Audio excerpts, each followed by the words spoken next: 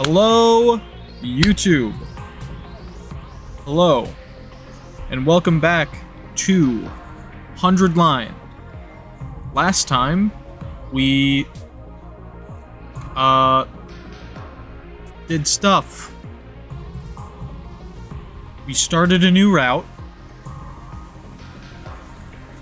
I'm trying to remember what happened. I know there was, like, some stuff with a new guy, intruder guy in the suit that we saw the sponsor in that one other path. And that's really, like, all I remember being, like, super relevant.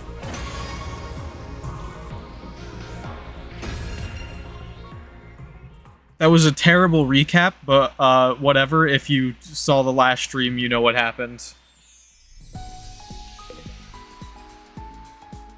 It's free time, baby.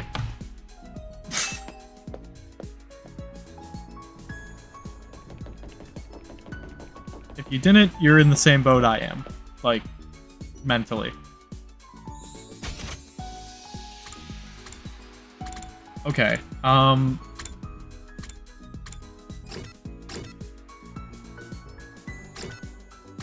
can pretty much do whatever.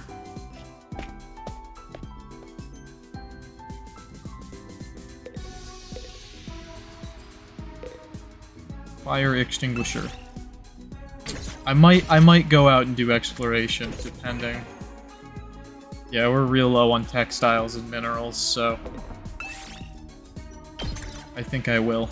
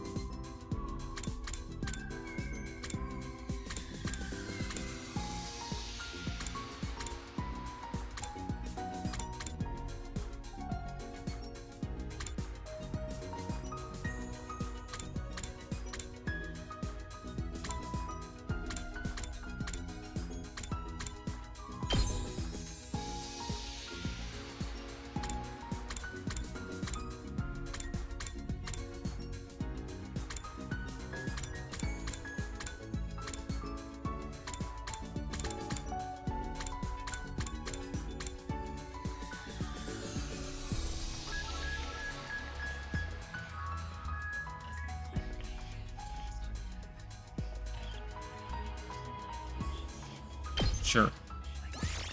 Hustle! Hustle!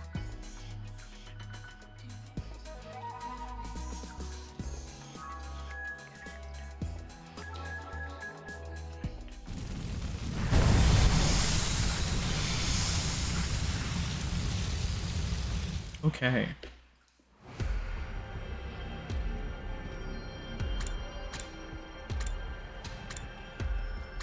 Sorry if I'm not, like, super talkative today. My mental state is kind of all over the place. So I'm still kind of distracted by, like, the brain fog that's in my head right now.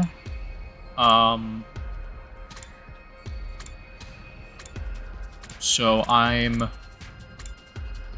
probably not gonna be super high energy today or anything.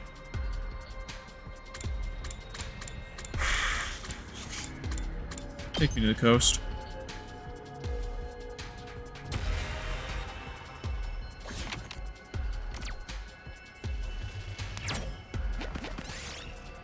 Chase it down. Hello, Haru. I picked this one up. Get a rainbow feather. Make your own stairs. Oh, nice. Huge. You don't see these very often.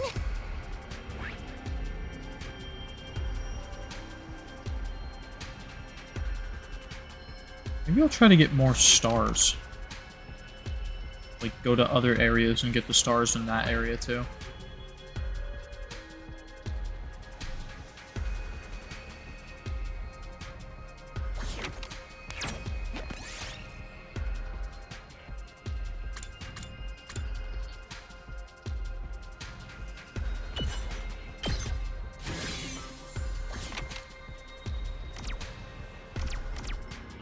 Move me 2. Can easily take on a regular enemy square.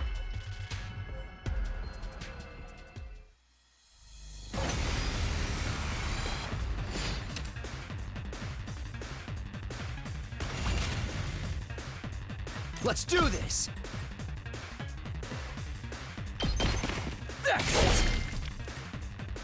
Let's go!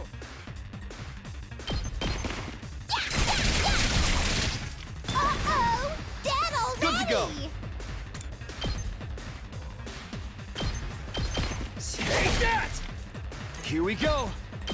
Take this! Stay away! It's killing game time! Power up! Alright. The army's gonna kick these guys, and then we're good. Stab, stab, stab!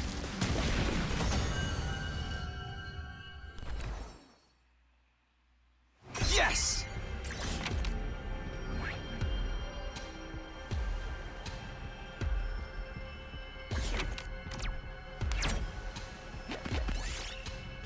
Keep going anyway. Can't chance up. Me 2.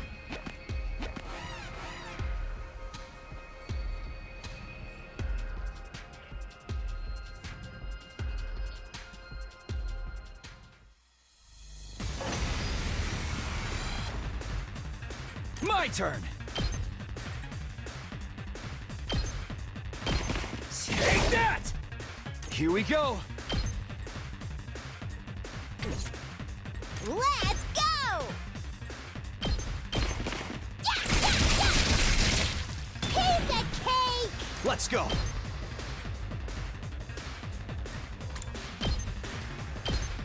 There! Here we go!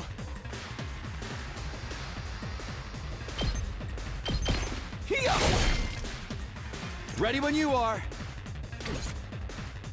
Fine. Go, giant of fire! Totally wrecked! Here we go!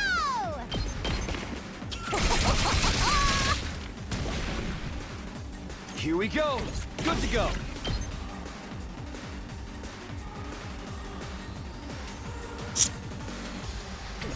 My turn!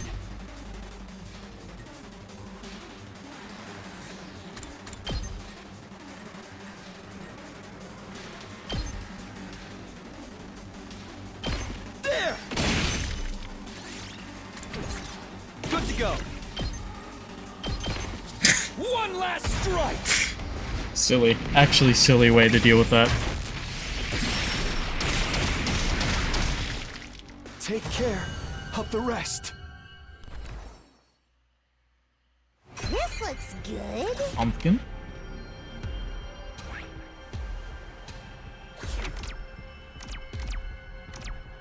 Move me 3. I'll move here. Charge. Here, I found this.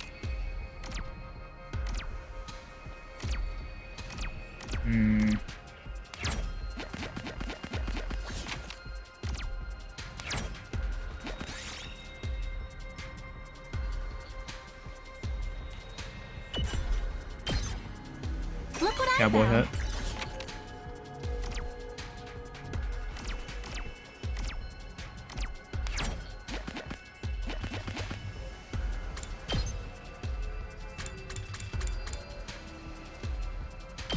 I'm doing what I said. I'm gonna grab stars from different areas. Stars up there. We gotta head to it.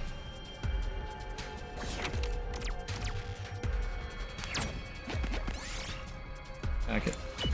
Damn it. Give me 1. I'm gonna have Nozomi heal that damage that Darami just took.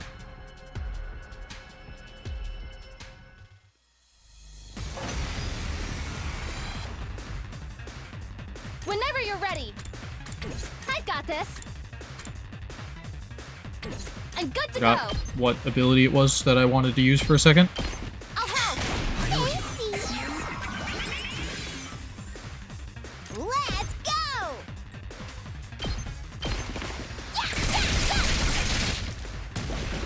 Okay, okay.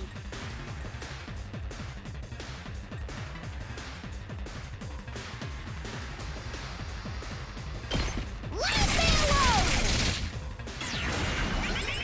It's killing game time.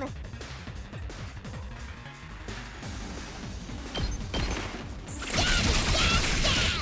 Uh-oh! Dead already! Time for action. Fine.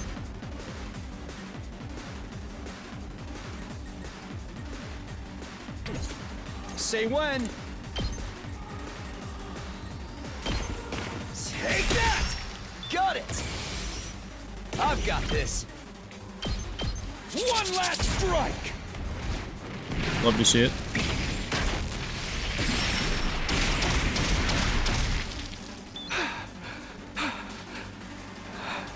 Leave it to me. I've got your back. I owe you. And Darmy's got it.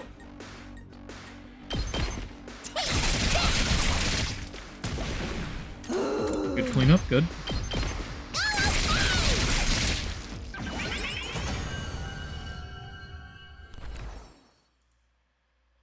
Here's what I found. Okay.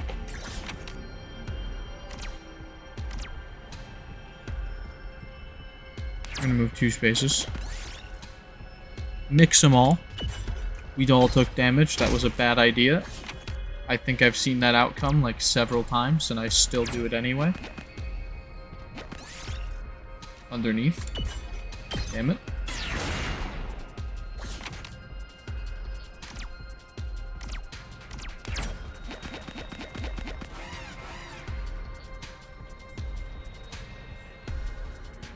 All right.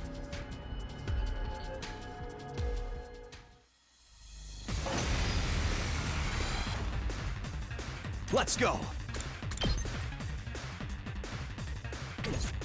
I'll never surrender. All good. Thanks. I hear him.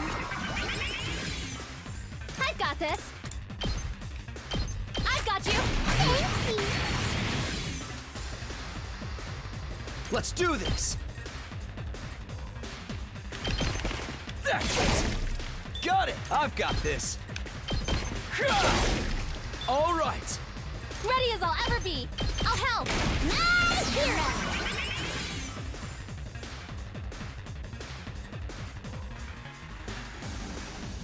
I've got this. Ready when you are. Gotta push it. Time for action. I've got your back. I appreciate it. My turn. Huge. This looks good. 2 spaces. 5 spaces. 2 spaces.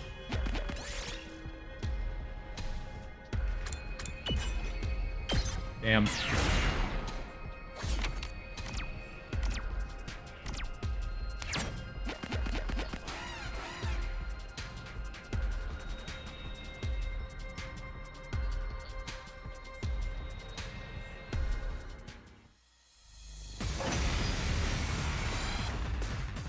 Ready when you are.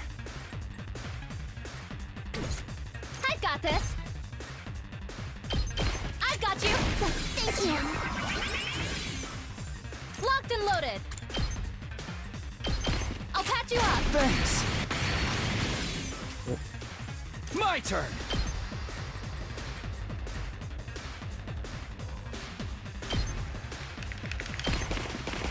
Yeah! Got it. Say when.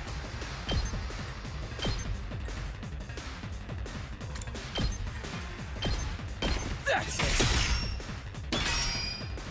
Let's go.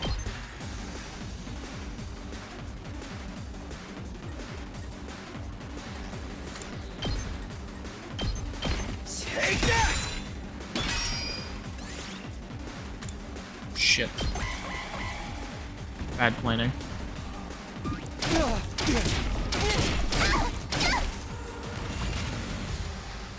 Let's do this!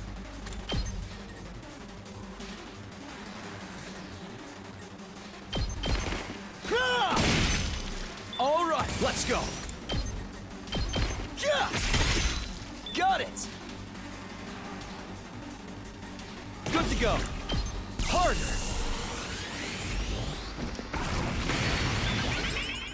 I've got this. Say when!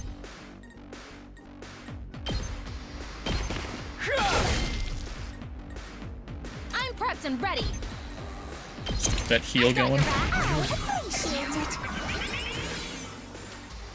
My turn at last. And Karara actually gets to do something. I'll eat you. Very nice. Here's what I found. Spit it. I don't need it.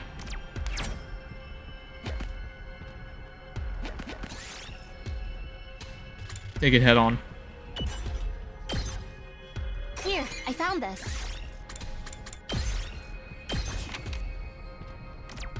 Take me to the star. What?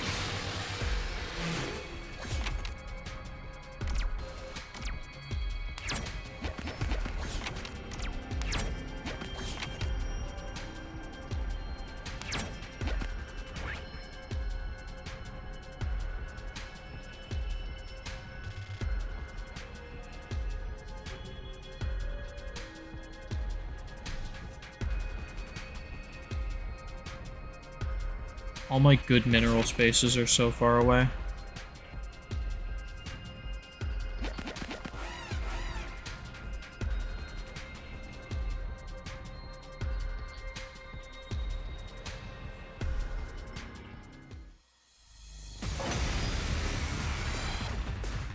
Let's go! Whenever you're ready. All good. Thanks. Thanks. Let's do this!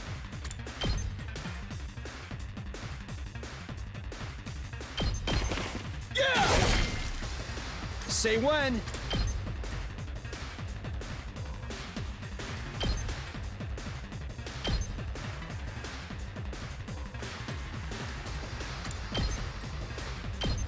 That's it! Alright, I've got this!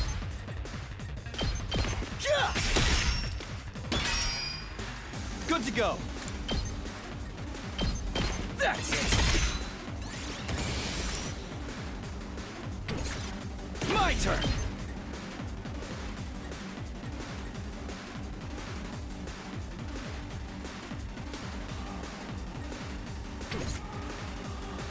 Let's go. Here we go. Not bad. I've got this.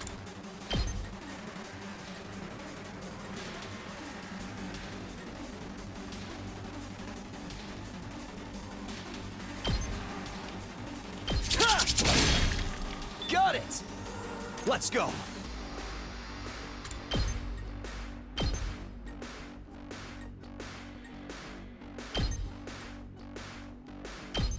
Yeah! All right, let's do this! Take that! Got it! Say when!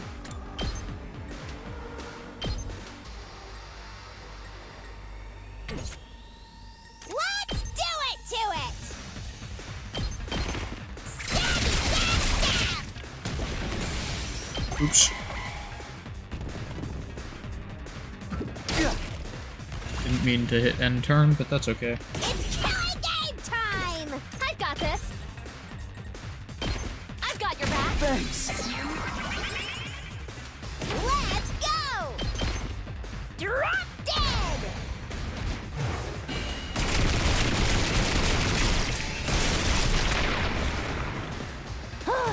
Boring. Cool. We did it.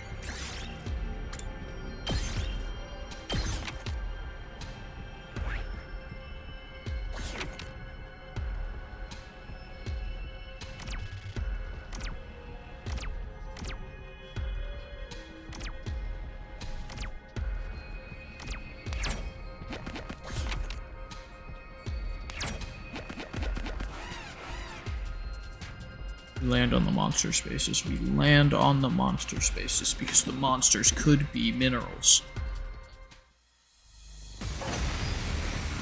If you want minerals, the monsters My could turn. be minerals. See what happens. Good to go.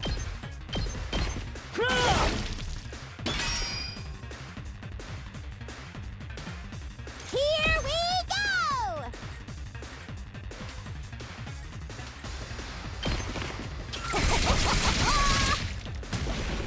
Okay, okay! Get away from me! Bye-bye! Let's do this. That's it. All right.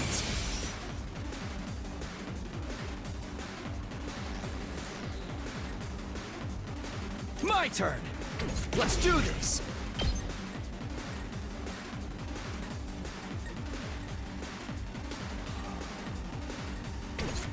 It's killing game time! Drop dead!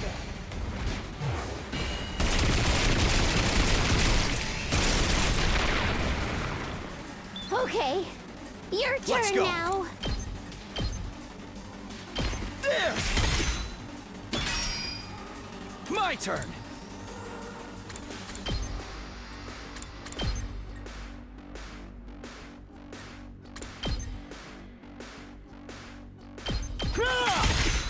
Got it. Let's do this.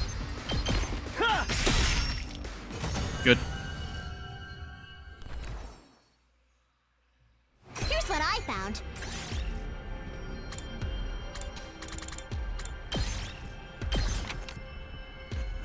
Could use the machines more than the BP, but ultimately I want to get minerals.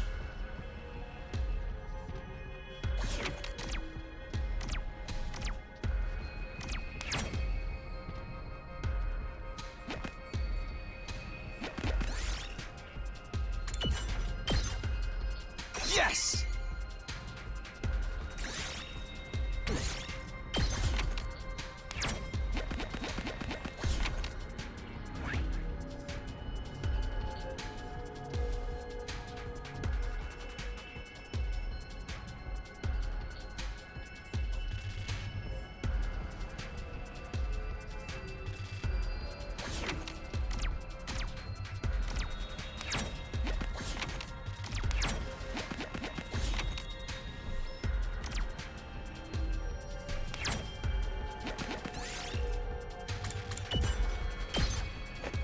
Here's what I found.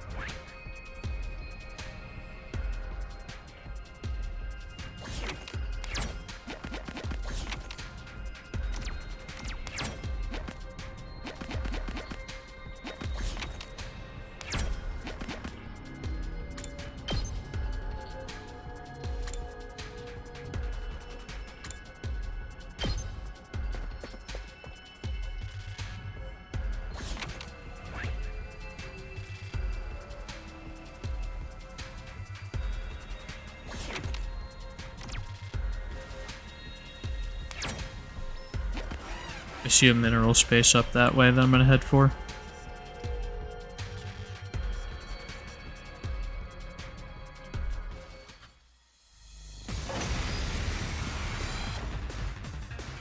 Here we go. Here. Let's go.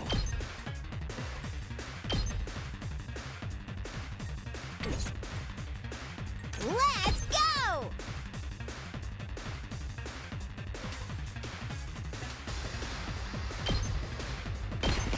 Hi-ya! Uh-oh! Dead already! Good to go. Take that!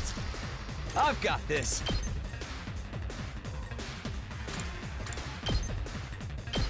Ha! Ready when you are.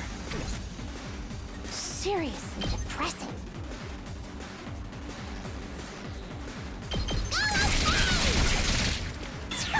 Wrecked! Let's do this. Say when. Harder.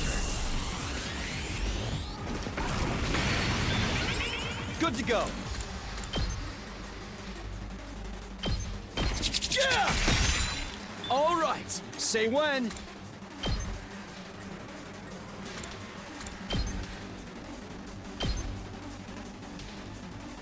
Here! Let's do this. That's it. Got it. Here we go! Stab, stab, stab! I've got this. Gotta push it. Good to go. And he kills. Take that! I saw a lot of people like actually playing Raiders on stream today, which is this one up. crazy to me. But I just kind of assume that they got like a physical copy early or something, because the digital copy that I have, I cannot play yet.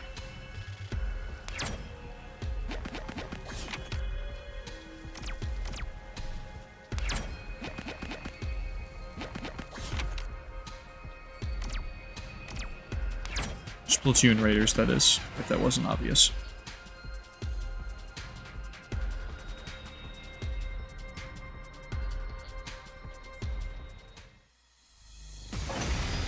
I wanted to play.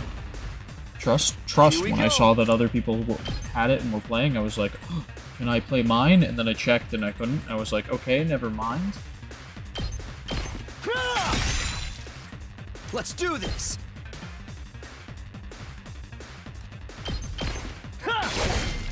All right, I've got this.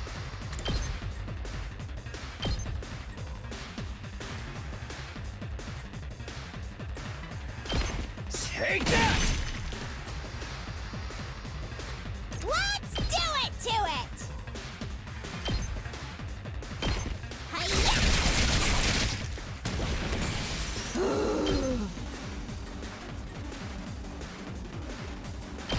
Get back!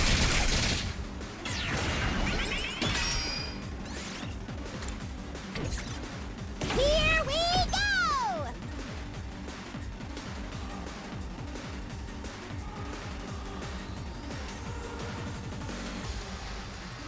It is so close to being able to hit everything there. Let's go.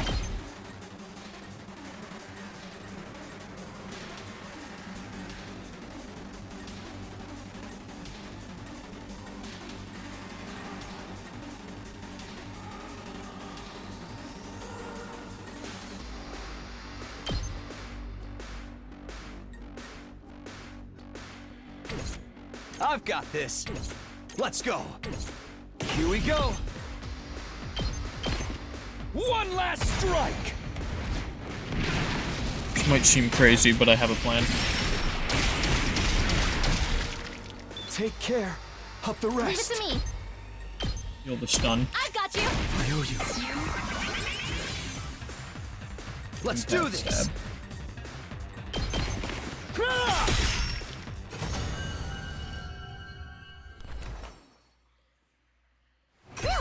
Large tire.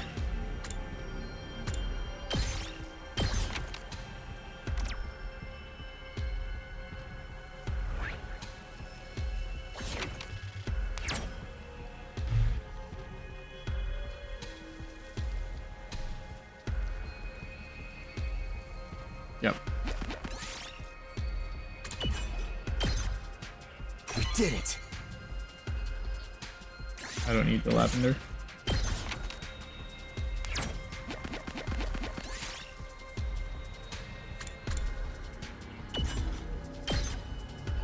Yes!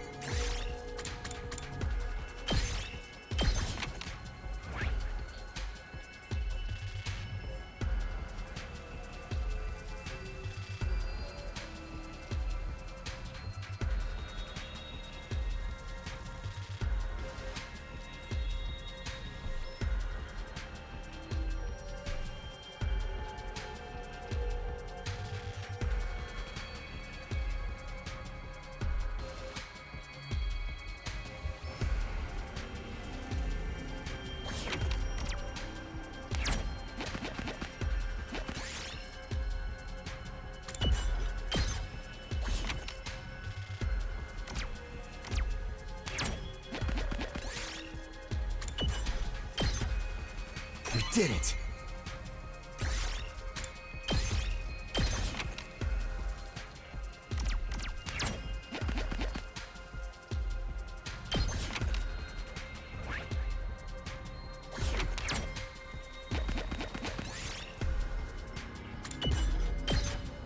Ouch.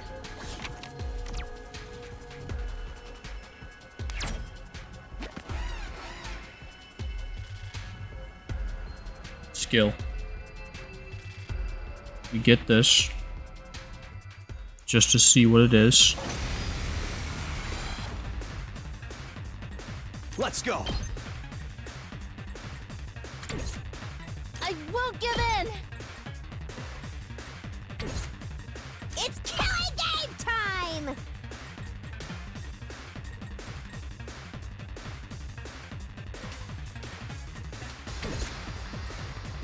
I'm okay. I'll help. Thanks. My hero. I've got this. I've got your back. Thank you. Kneel before me. Ready when you are. Ha! My turn. That's it. All right. Say when. Let's do it to it. Yeah, yeah, yeah. Fine.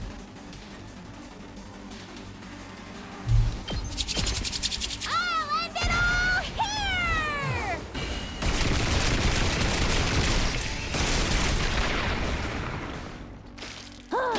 Boring.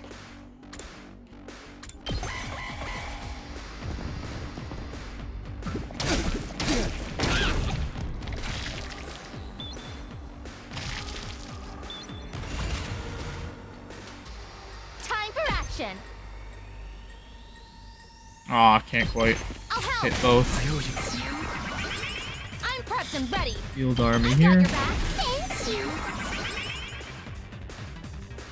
Here we go. And they're in a perfect position for Darmy to just mess them up, so I'm gonna do that. Let's do this. There. There we go. Real nice. Large cloth.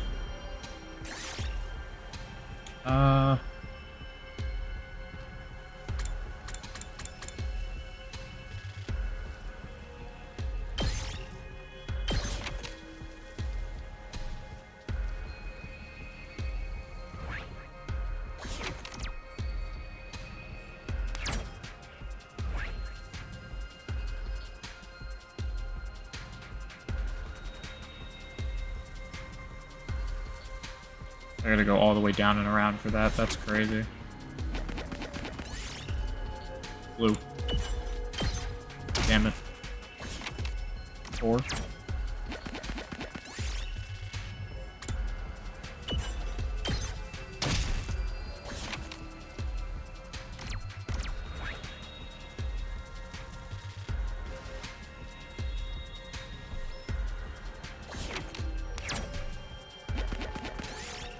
Shake it.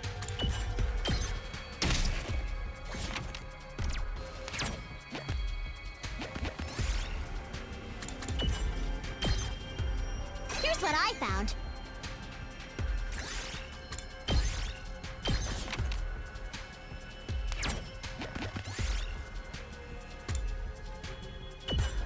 Damn it.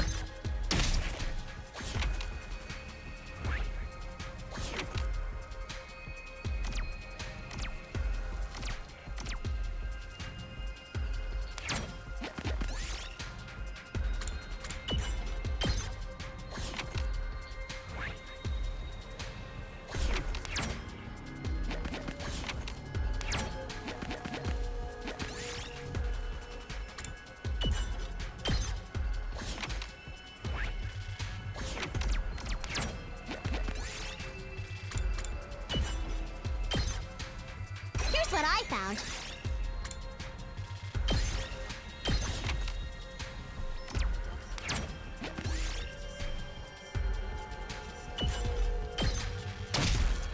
Alright.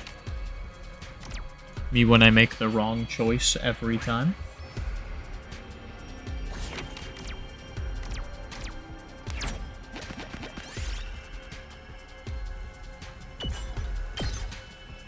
Yes!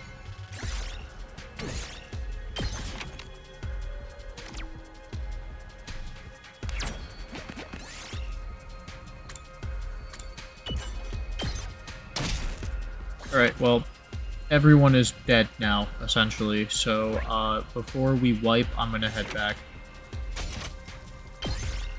Back to base Can't we go. get the star. Can't get it.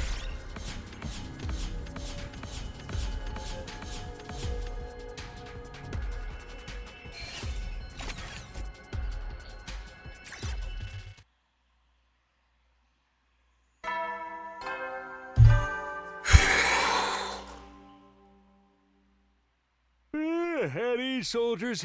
It's time to hit the hay.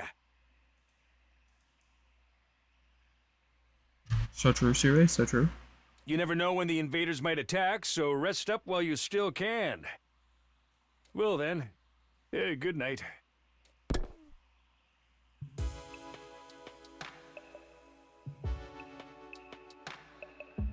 There was no enemy attack today, and no new activity on the killer's side either.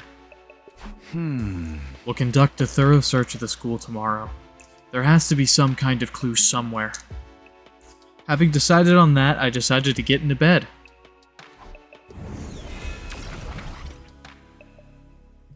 But then, all of a sudden, he appeared. Hey there, it's been a while. Has it?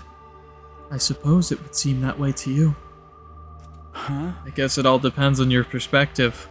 A lot's happened here lately. I know. I've been sneaking out to check on things now and then.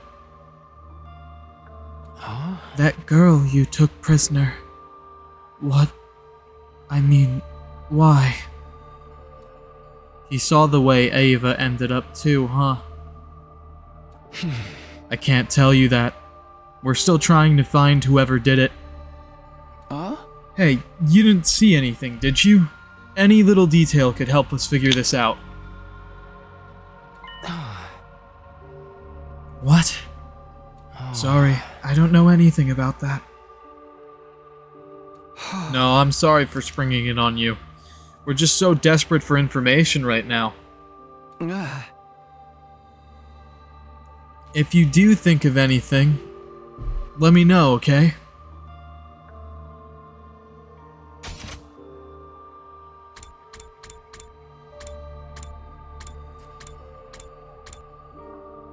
This might seem crazy.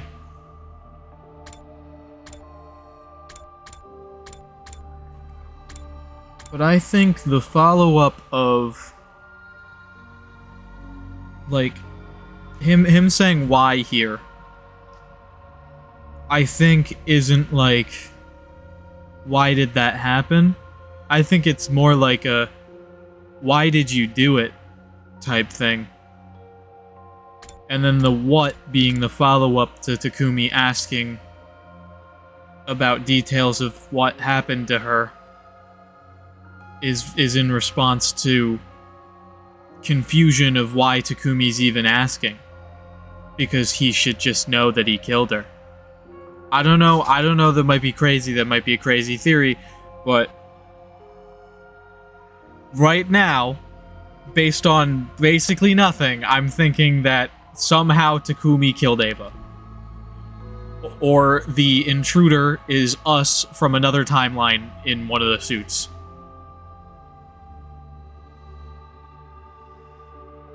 That might be crazy. Huh?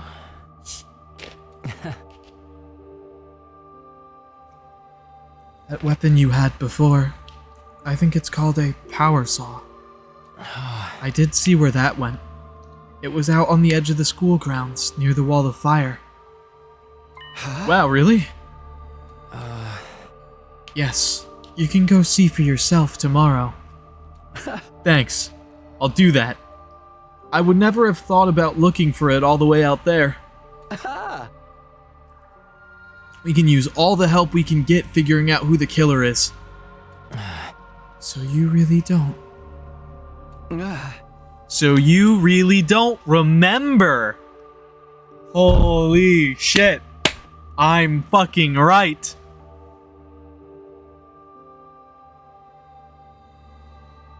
Huh? Oh, it's nothing. I'll see you again, Takumi. Yeah. Yeah, I'm just right. I'm just right. With that last remark, the ghost boy slowly faded away, leaving my room feeling strangely quiet. I guess what happened to Ava really got to him. I couldn't fault him for being shaken up. None of us could have expected a serial killer was hiding here at the academy. I'll retrieve the murder weapon tomorrow. That's going to be a step in the right direction.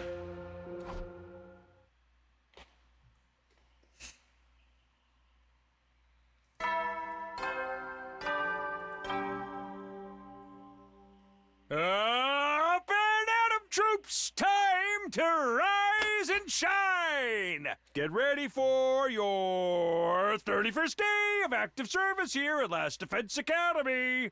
Prepare to spend another day enduring the unendurable and suffering the insufferable to pave the way for humanity's future greatness. Be ready to give your lives to protect our beloved school from the vile and barbaric enemy. I got up, got dressed, and headed straight out the door. I headed toward the place the ghost boy had mentioned the night before.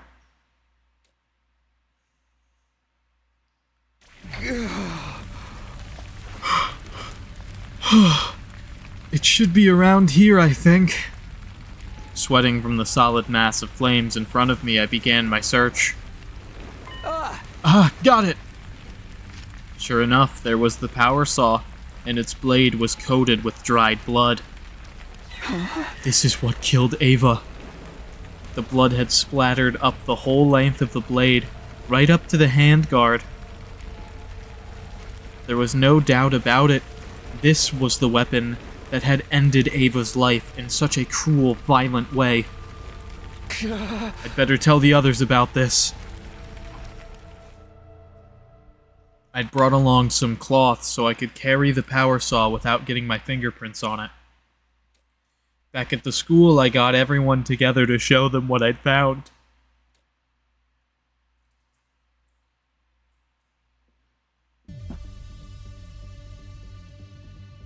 Huh?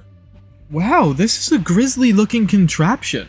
There's no way this isn't the murder weapon. I'd say these bloodstains are around a week old. That fits our timeline for when Ava was killed. Damn that killer. They got some nerve using something like this to do their dirty work. Tsubasa, you checked for fingerprints, right? Did you find any? Sorry, I tried, but it didn't turn anything. It didn't turn up anything new. Can't read. That's too bad. But maybe something else about it will give us a clue? There was nothing too special about the place where I found it. So, no footprints? Even if there were, we know so little about the killer. We'd need real expert knowledge to learn anything from this. Isn't it a little odd that the killer ditched their weapon and left it lying around in the open? Perhaps they had no choice. Takumi, you found it near the wall of fire, correct? Maybe the killer threw away their weapons so they could pass through the flames and escape? No one could survive walking through those flames. Is this killer immortal or something? With the suit on, they could. An unkillable killer. It happens more often than you might think. Right, Takumi? Darami looked at me and gave me a creepy smile. The diary we found did say the killer kept coming back from the dead, but that couldn't be true, could it? Gaku, hurry up and catch the killer already. I'll see to it that you're paid for your efforts. Huh? Why me? Have you ever heard the expression too dumb to live? I want to see just how much that applies to you. Don't forget about the Revive-O-Matic. Shouldn't it be more like too dumb to live, too cursed to stay dead? A double whammy of cruel fates. I really do pity the foolish sometimes. Pity them all you want, just quit making a fool out of me! But don't they say people who call others idiots are the real idiots? That makes us all fools, does it not? Keep your mouth shut, idiot-in-chief. Your stupidity might be contagious. I hate to interrupt, but is it just me, or are we missing someone? Huh? Now that you mention it...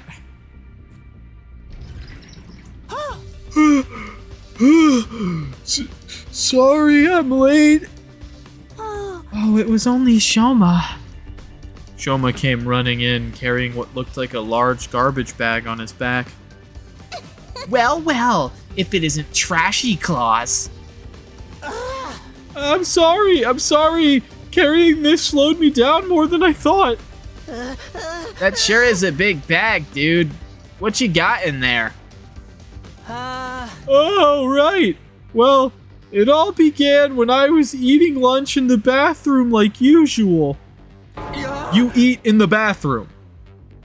Classic social outcast move. I should know, I do it all the time, too.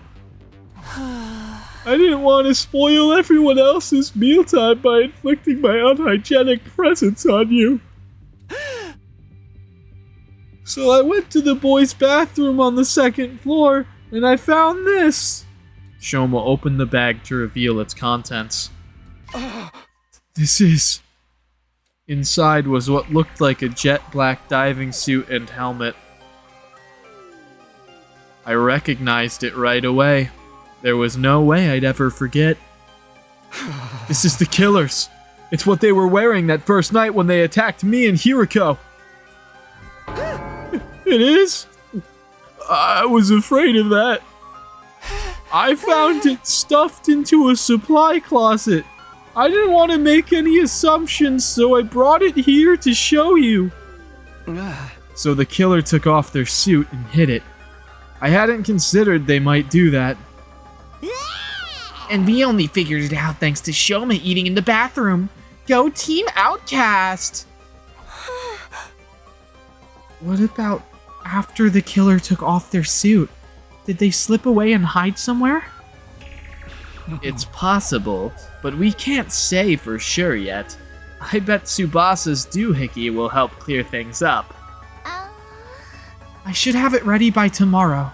Just wait a little longer. So, what are we gonna do with this suit? And the power saw... Oh, I'm yawning through Shoma's lines. The suit's no threat, but we should probably destroy the power saw, right?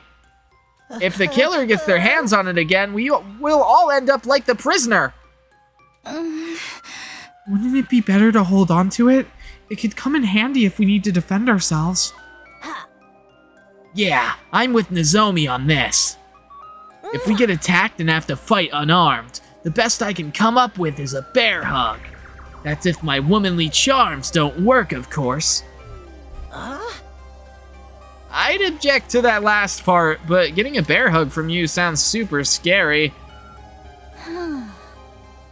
How about we lock it away somewhere?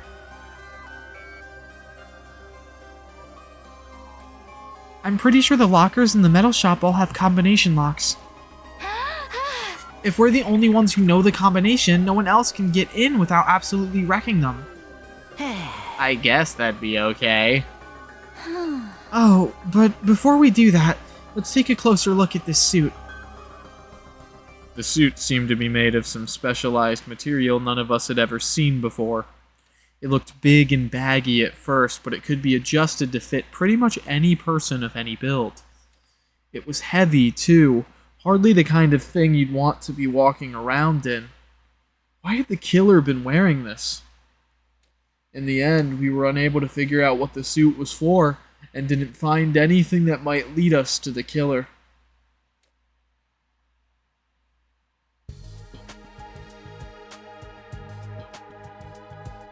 We took the suit and power saw to the metal shop and locked them away in one of the lockers. Yawning. Oh my gosh. Alright, looks like they'll fit okay.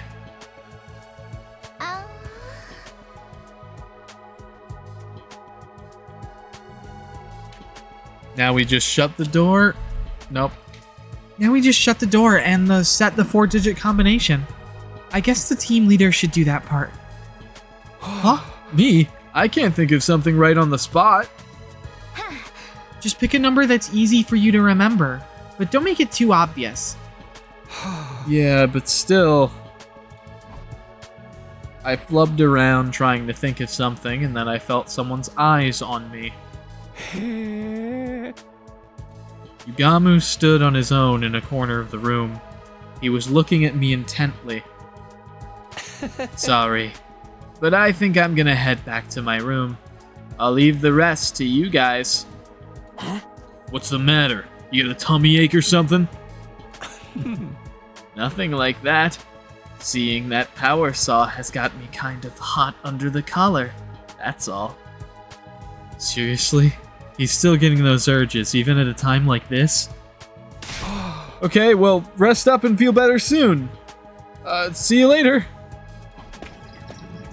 I practically pushed Yugamu out of the classroom and into the hallway. The last thing I needed was him getting in the mood.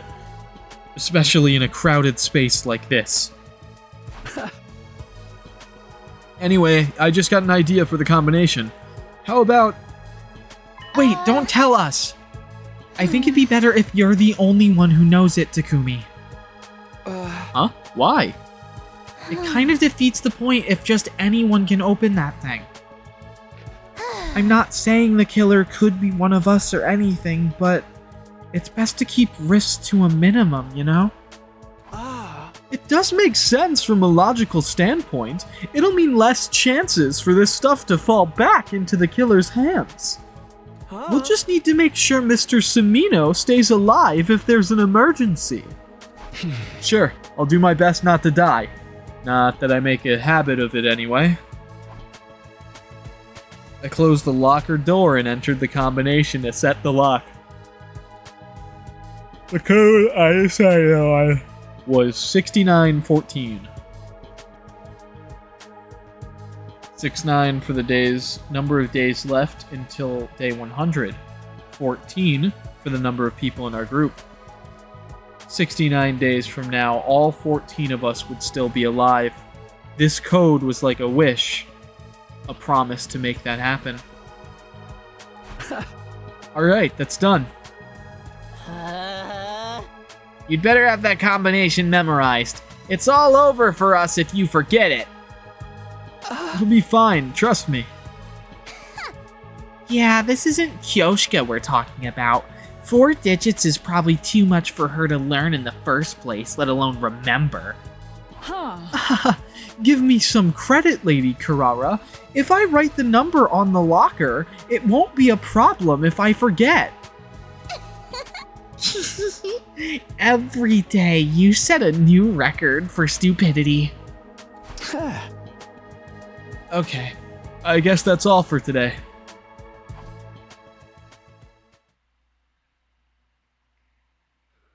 Checking one more time to make sure the locker was secure, we all filed out of the metal shop classroom.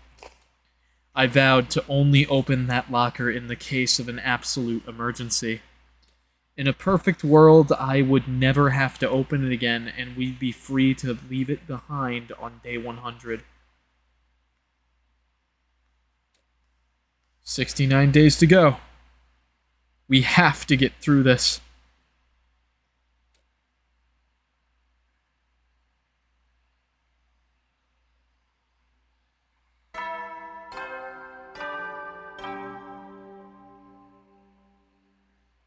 Up and Atom troops, time to rise and shine! Get ready for your 32nd day of active service here at Last Defense Academy. Prepare to spend another day enduring the unendurable and suffering the insufferable to pave the way for humanity's future greatness. Be ready to give your lives to protect our beloved school from the vile and barbaric enemy!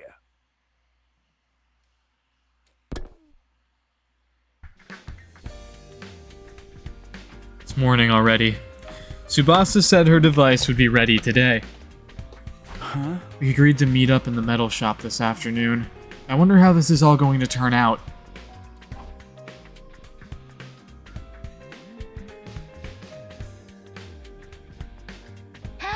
Wasn't she like making like a bomb, or was that something she had already made? Okay, is everyone here? Then let's get started. I'll come right to the point. Is your device ready? Sure is. I was tweaking it right up until the last minute. But I think it'll do the job just fine. Take a look. Oh right, this was the detector she was making at this point. To detect how many people are in the school at any given time. Such technological wizardry. Will this lead us to the 7 wish-granting orbs scattered across the planet? It's an organic life detection device, remember? It'll show us how many people are inside the school. How does it work? It's super simple, really. It detects and counts any large life forms within its effective range. In this case, that range is everything within the wall of fire, so it'll show us how many people are currently on school grounds. It'll even register a stinking pile of excrement like me as a person? Of course, so long as you're alive, you count toward the total. But it only shows the total, not their locations. It's great the way it is, if you ask me. How'd you make something so awesome? It'd take too long to go into the specifics. How about I just show you it in action? Everyone ready? I'm flipping the switch.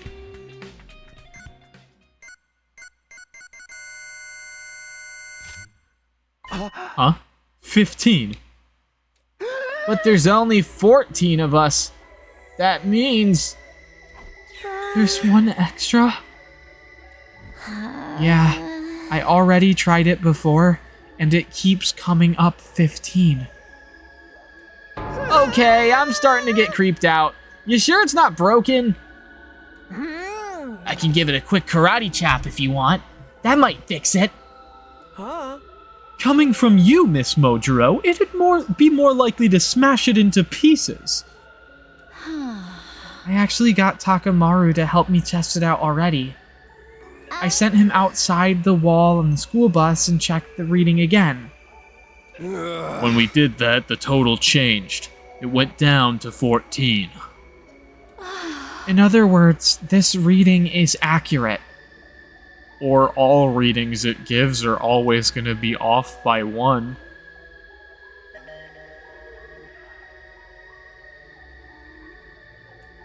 Then there really is someone hiding out somewhere in the school. Could the one extra be the boy made of undying flames? No, he's so different from a regular person he probably wouldn't count. I think he might.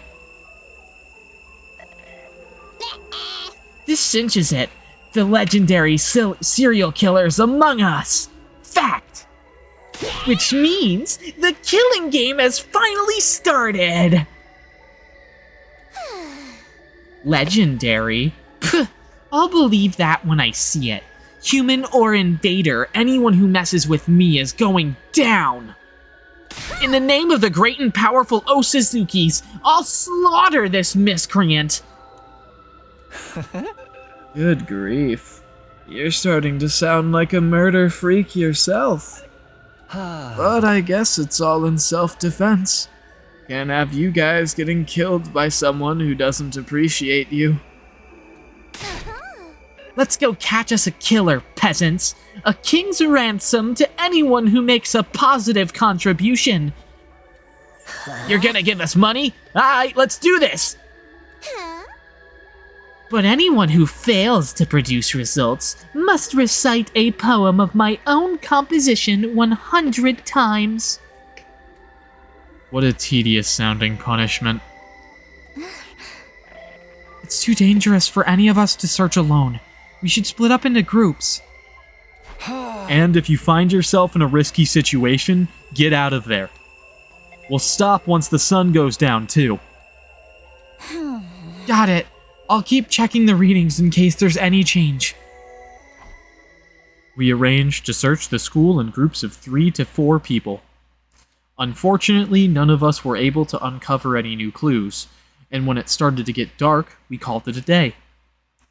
The curtain fell on our 32nd day at the academy, with the life sign total still at an ominous 15.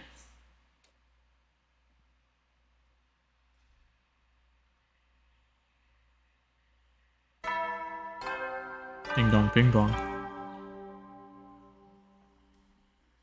Up and Atom troops, time to rise and shine! Get ready for your 33rd day of active service here at Last Defense Academy. Prepare to spend another day enduring the unendurable and suffering the insufferable to pave the way for humanity's future greatness. Ghosts? Sirei looks like a ghost, but Sirei is like an AI, in a robot body. Be ready to give your lives to protect our beloved school from the vile and barbaric enemy!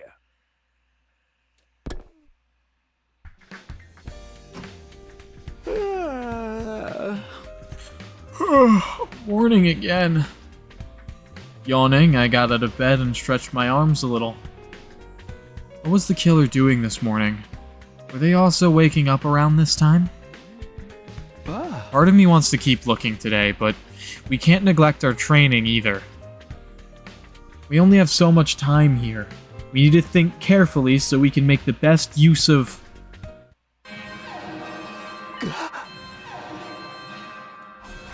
Intruder alert! Intruder alert!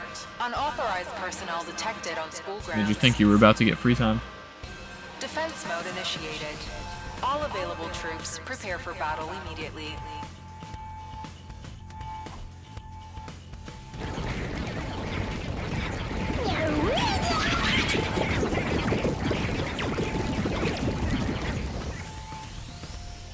Damn, it's like the enemy could read my mind. I need to focus solely on the fight now. To the war room!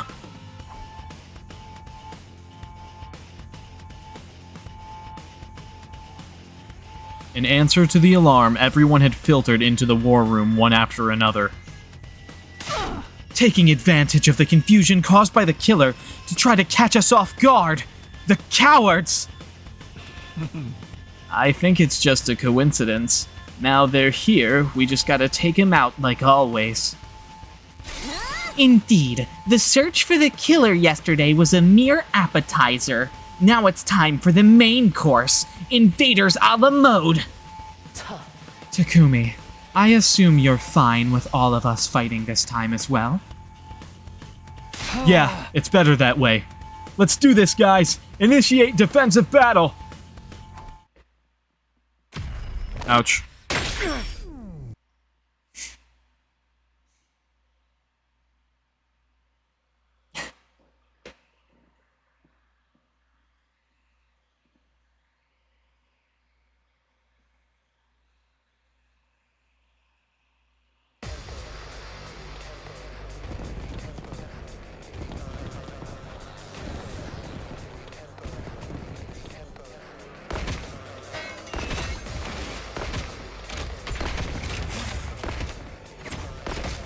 Alright. Let's do this.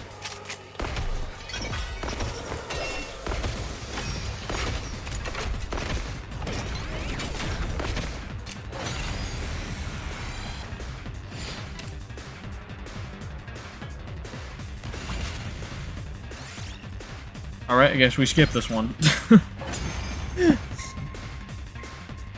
Thought I would have to play the game. Turns out, nope, I don't.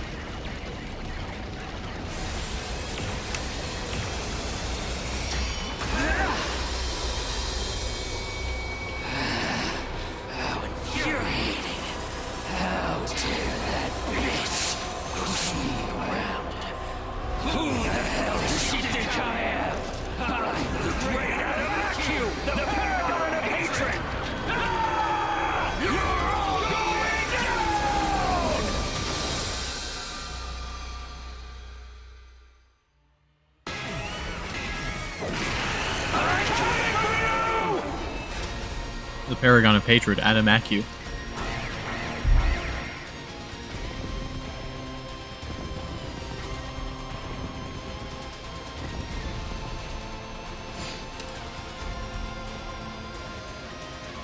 Adamakyu's gonna get owned, dude. It's gonna get owned so hard, I'm not even gonna see it because it gets skipped.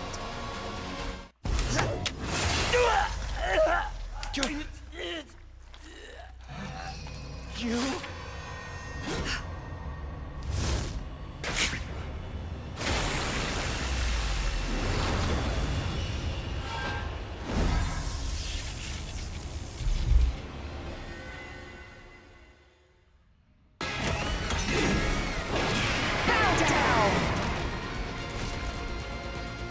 Dashness.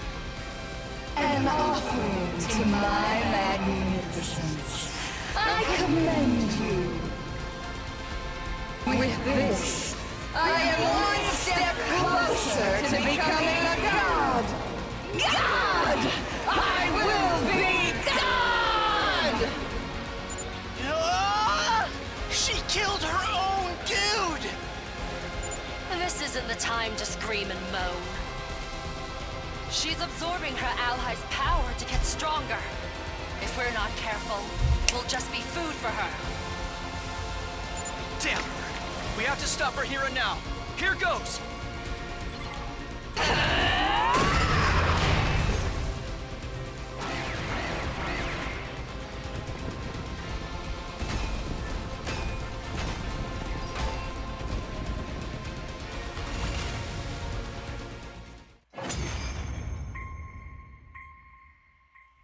I'm the paragon of hope, meshness. To inflict such a grave wound on someone as great as I seem to have underestimated you. I won't let my guard down. Slowly but surely I will gain power. And when I have it, I will become God! With a fearless smile on her face, Veshness took her leave.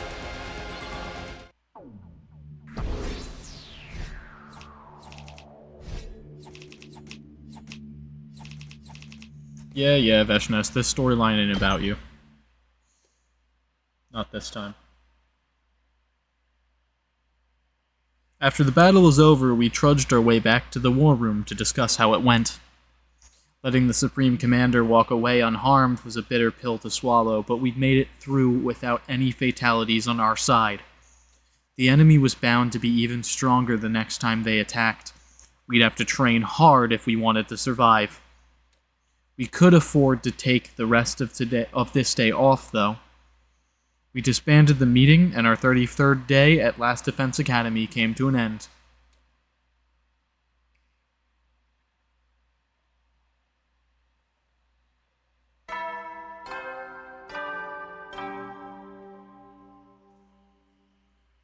Up and Atom troops, time to rise and shine! Get ready for your 34th day of active service here at Last Defense Academy. Prepare to spend another day enduring the unendurable and suffering the insufferable to pave the way for humanity's future greatness. Be ready to give your lives to protect our beloved school from the vile and barbaric enemy.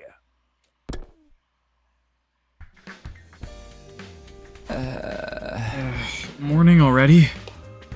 My body felt heavy and sluggish. I hadn't completely slept off the fatigue from yesterday's battle yet. Maybe I'll just take it easy for today as well. No, wait, this is no time to slack off. The killer's still on the loose.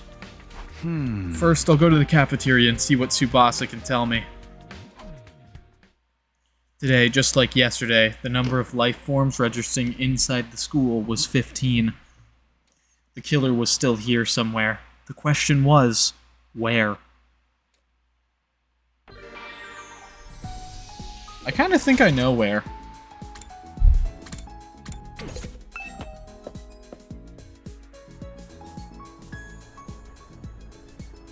I think that if the killer is hiding out in the school, they are in the one area that we sort of don't go.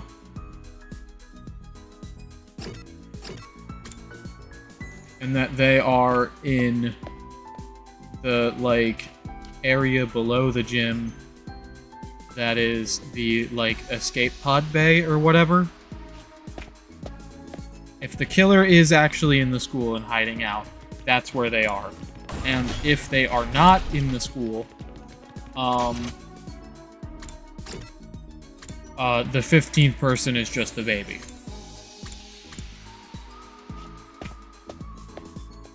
Because I really don't see how the baby would not count as a person.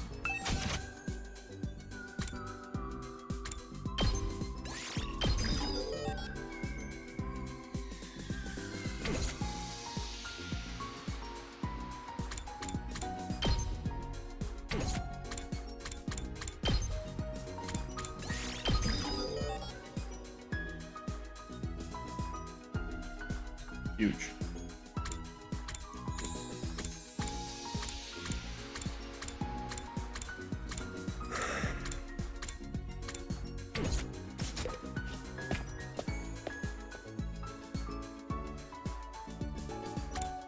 All right.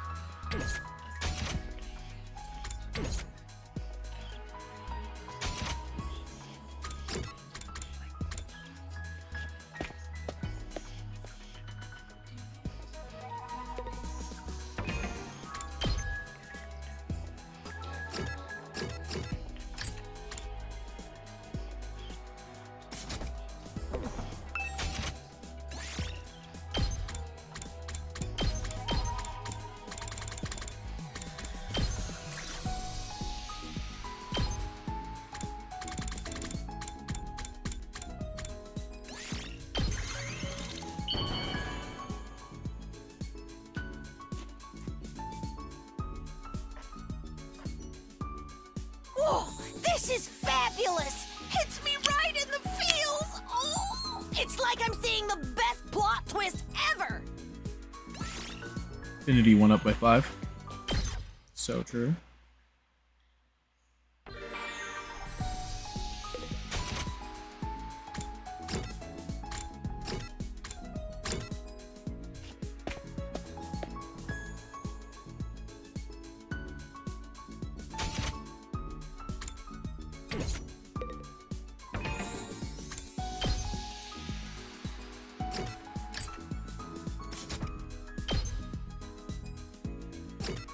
Cute tools.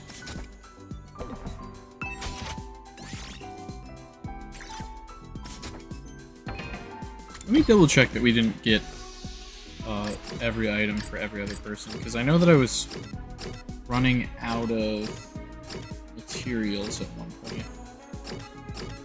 Soothing items for Hiruko.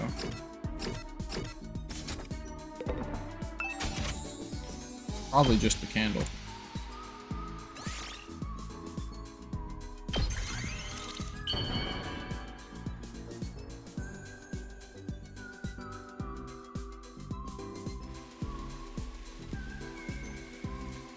For me? I see. Thank you. This makes me happy. Let's go! Bond Event 1 with Hiruko. Oh, you want to know me better? I suppose I don't mind. I'm just a normal girl. I've always been serious-minded and inconspicuous.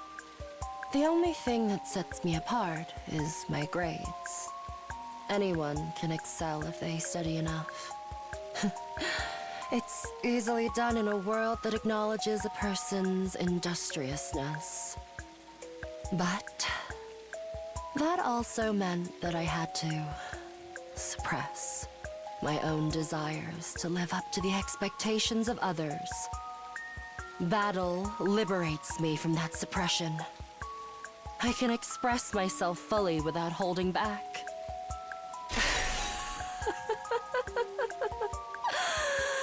Oh, tearing the invaders apart is so very stimulating. This is the only place that allows me to shine as the person I truly am inside. These battles have set me free. I no longer need to care about what others expect of me. Alright. Alright.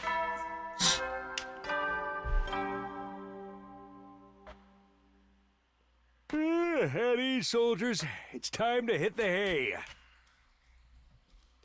You never know when the invaders might attack, so rest up while you still can.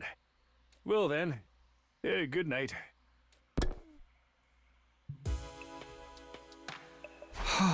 We didn't find them today, either. I dove into bed and embraced the warmth of the covers after a long, hard day. We carried out another exhaustive search, but hadn't found any trace of the killer. I shouldn't get discouraged. If we keep looking, we'll find them eventually. Tomorrow, for sure. But it wasn't as simple as that.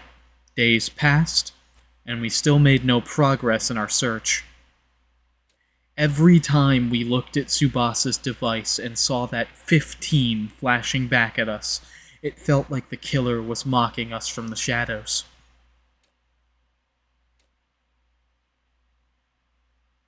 Day 35. Day 36. Day 37. Skipped a couple days. Day 38. After several days of fruitless searching, a new development occurred on the evening of day 38. Knock it off! Let me go! I just wanted to make sure she was who she said she was. Let me go! Gaku raged and struggled, but Yugamu held him in an iron grip, not saying a word. And to the side of them... Both of you, stop it! Kirara, her face uncovered, was sobbing uncontrollably. Takumi, quick, you gotta do something! Whoa, hold on, what's going on here? It had all started around 10 minutes ago. Tired and disappointed after searching all day without any results, I'd gone back to my room. Then, Tsubasa had burst in and dragged me to the rec room, not really telling me anything until we got there. We were talking, and Gaku suddenly said he thought Kirara might be the killer. They got into a fight, and Yugamu stepped in to stop them, but then... Mr. Omokage got all intense, and now he's, well, like that. That still doesn't tell me much, but I guess I'd better break this fight up. Hey, Yugamu, ease up, okay? Why don't we just talk about this?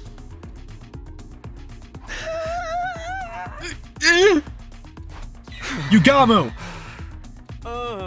He's totally in the zone, huh? Nothing any of us says seems to get through to him.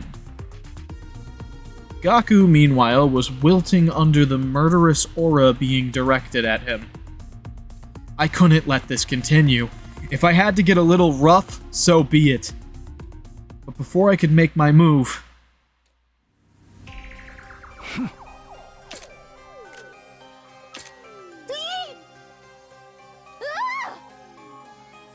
Yugamu reached into his robe, brought out a knife, and began pressing it into the flesh of Gaku's throat.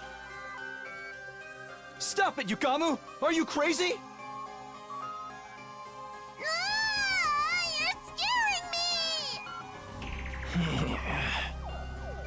A cold light shone in Yugamu's eyes. Those were the eyes of a killer. He wasn't playing around. If I didn't do something, he really was going to kill Gaku. I said stop! I charged at Yugamu, fully prepared to get injured myself, but then... So that's how it is, huh? Huh? Huh? Well. I never thought of this before. Good to know it works. Yugamu seemed to finally come to his senses all at once. After muttering some weird stuff to himself, he put the knife away. What the hell, man? I seriously thought I was done for. Sorry. Got a little overexcited. You know how it is. Just what did you think you were doing, Yugamu? Oh, Takumi. When did you get here? You saw me at kind of an embarrassing moment, huh? But thanks to Gaku here, I'm feeling a whole lot better. Thanks for playing along, man. What? You should apologize to Karara, though. Just saying. With that, Yugamu casually strolled out of the room, a satisfied smile on his face. What in the world was all that about? It's all your fault, Gaku! None of this would have happened if you hadn't had the audacity to accuse me of being the killer. At some point, Karara had put her weird tomato mask on and was now rounding on Gaku. I didn't accuse nobody. I just put the possibility out there. You ought to be executed 1,000 times over for even suspecting a noble like me.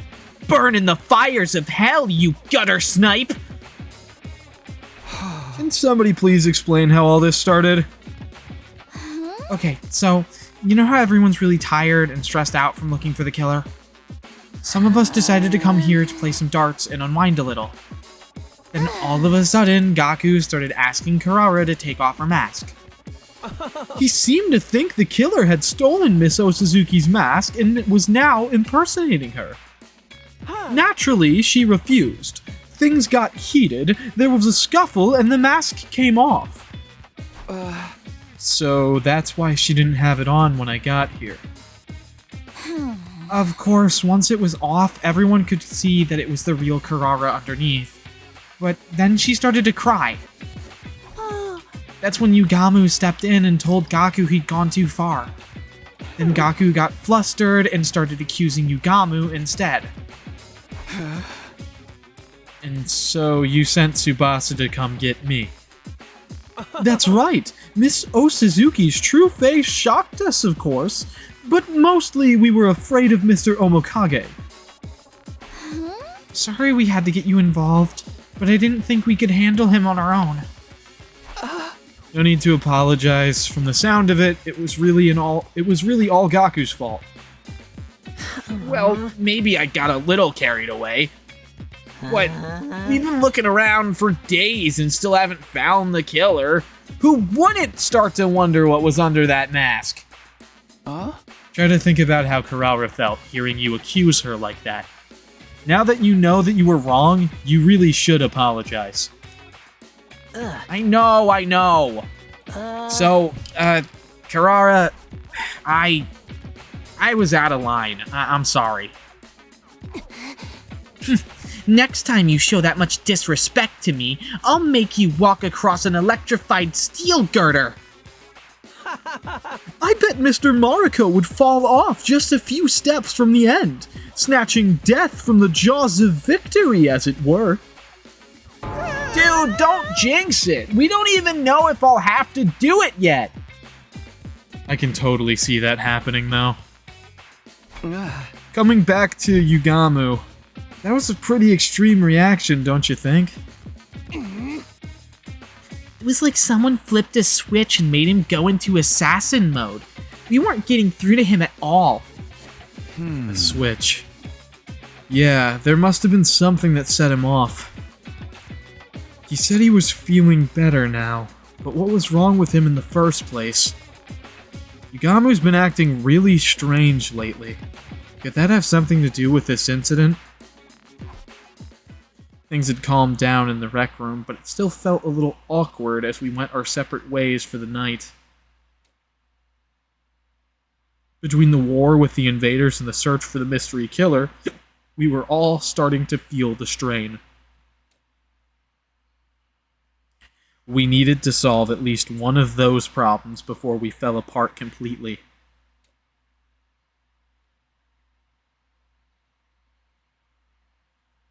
Day 39.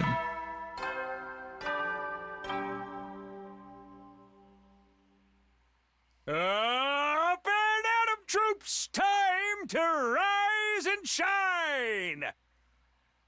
Get ready for your 39th day of active service here at Last Defense Academy. Prepare to spend another day enduring the unendurable and suffering the insufferable to pave the way for humanity's future greatness. Be ready to give your lives to protect our beloved school from the vile and barbaric enemy.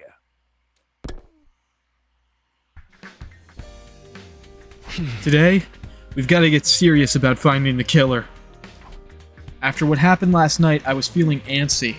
I needed to find some new information and dispel some of that tension. I got washed, dressed, and stepped out the door. Once again, we searched all day but failed to find anything new. I was starting to think we were going about this all wrong.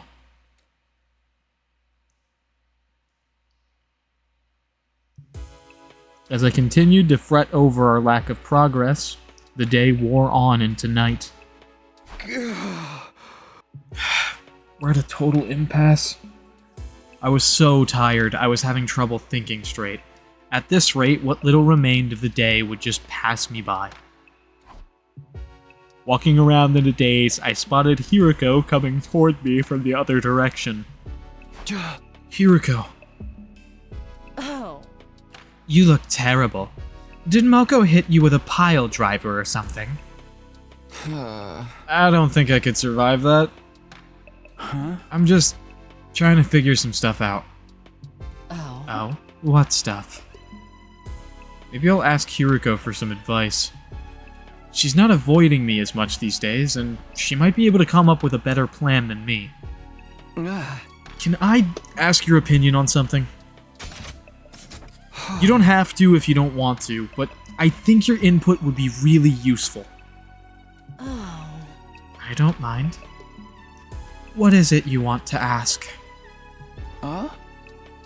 The last few days, we've been searching high and low for the killer, and still haven't found any new clues.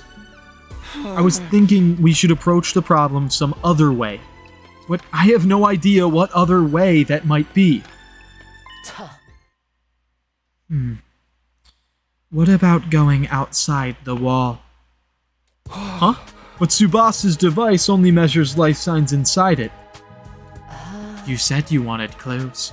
It stands to reason you can learn things outside the school, too, doesn't it?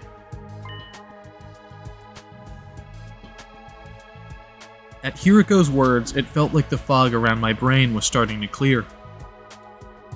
I'd been so fixated on the total life sign count, I never even thought about going off school grounds. You're right. That was a real blind spot. Thanks, Hiriko. I knew asking you for help was a good idea. I'll go with you if you want. It's safer to travel in a group anyway. That's a good point. I'll get some more people on board, too. We'll meet up and set out tomorrow morning. After arranging things with Hiriko, I found the others and figured out who else would be coming. This time, things would be different. This time, we'd get somewhere. With new hope welling up within me, I waited for the next day to arrive. Day 40. I headed to the parking lot and found the other members of the expedition team waiting for me. Morning, everyone. You guys ready to head out? Ready when you are. I'll handle the driving, too. So it's the 7 of us today? I hope we find something. I kinda wish the killer would just show up again already, except I don't really want them around. It's complicated. I gotta be outside in the sun like some kind of health-conscious beach bunny. Just kill me now. Turn that frown around, Darumi. You can get through anything if you keep your spirits up.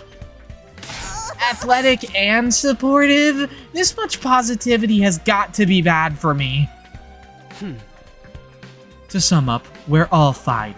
Let's get going. You're speaking for everyone now. Well, I guess we shouldn't waste time. So once we're past the flames, we just look around for anything that might be a clue, right? Yeah, that'd be great. Then let's do this! No gluts, no glory! We all got on the bus and set off full throttle through the ruins beyond the wall.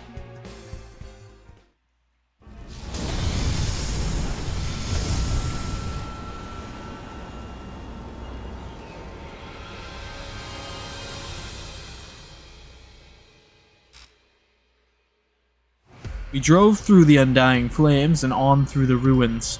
For a while, we didn't see anything that stood out. Finally, after a couple hours, I noticed something that was different. That's weird. Isn't this? What's the matter? Have you been here before, Takumi? Yeah. Back in my future. Except the way I remember it, there's an enemy base up ahead.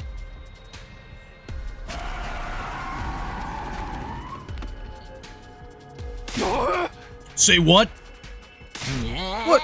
Dude, why'd you gotta break out of nowhere like that? Didn't you hear what Takumi said about the base? Do you want to charge right into enemy territory? I'm sorry. I should have noticed it sooner. It just feels a little different from last time. It does seem strangely quiet here. I don't see any signs of invaders nearby either. Was this base big? Were there a lot of troops there? Yeah, it was. In my last timeline, we went there by this road and stormed the place. You took the fight to them even when we can't be revived out here? That's bold, man. But there's no invaders here now. What could have happened to them? Maybe they're all too depressed to come out and fight. Even invaders can get mental health problems, I bet. Anyway, we ought to turn back for now. Don't want to end up in a battle we ain't prepared for. Keep going, Takamaru. Full speed ahead. Yeah, man, let's rock it! Hey, were you even listening to me? If you get us all killed out here, you are so freaking dead! We came out here today to gather information. Anything that looks out of the ordinary could be a potential lead. Right, and even if it turns out to be unrelated to the killer, we should still be aware of what the invaders are doing. You guys are crazy. We can't just drive into a base that's crawling with enemies. I'm fine with going. Maybe me and the invaders can swap stories about our mental breakdowns. I'm in too. If there's any chance of finding out something new, we have to take it. Of course, it's not like this is a full-scale attack. We'll pull out if things start to look bad. Fine. Might as well face it, Gaku. We're in the minority here. Oh, okay, but if things do go wrong, I'd better get some kind of payout for it. Alright, then let's keep going. Slow and steady now. Bringing the speed all the way down, we inched the bus along the road to the enemy base. After a while, we stopped and began scouting ahead on foot. But what we found was so different from what I remembered, I found myself wondering if we hadn't taken a wrong turn somewhere.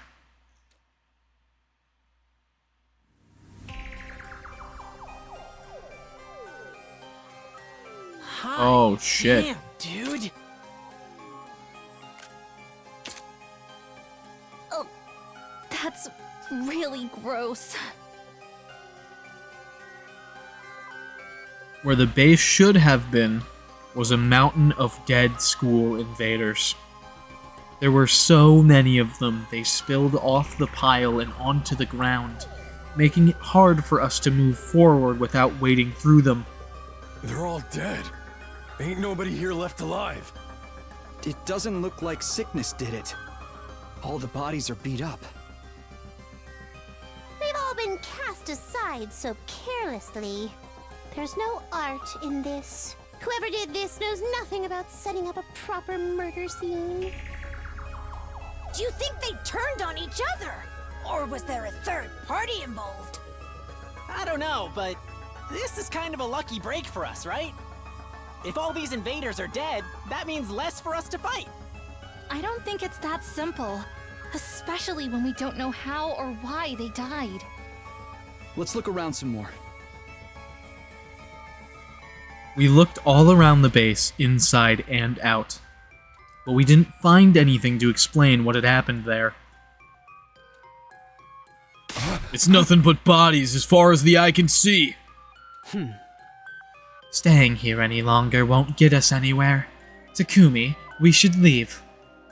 Now, after coming all this way. Something this weird had to mean something. Were we really just going to walk away without figuring it out? I wanted to stick around a little longer, but it was already getting dark. Oh? There's no need to rush. Finding this was an achievement in itself. For now, we should head back and let the others know.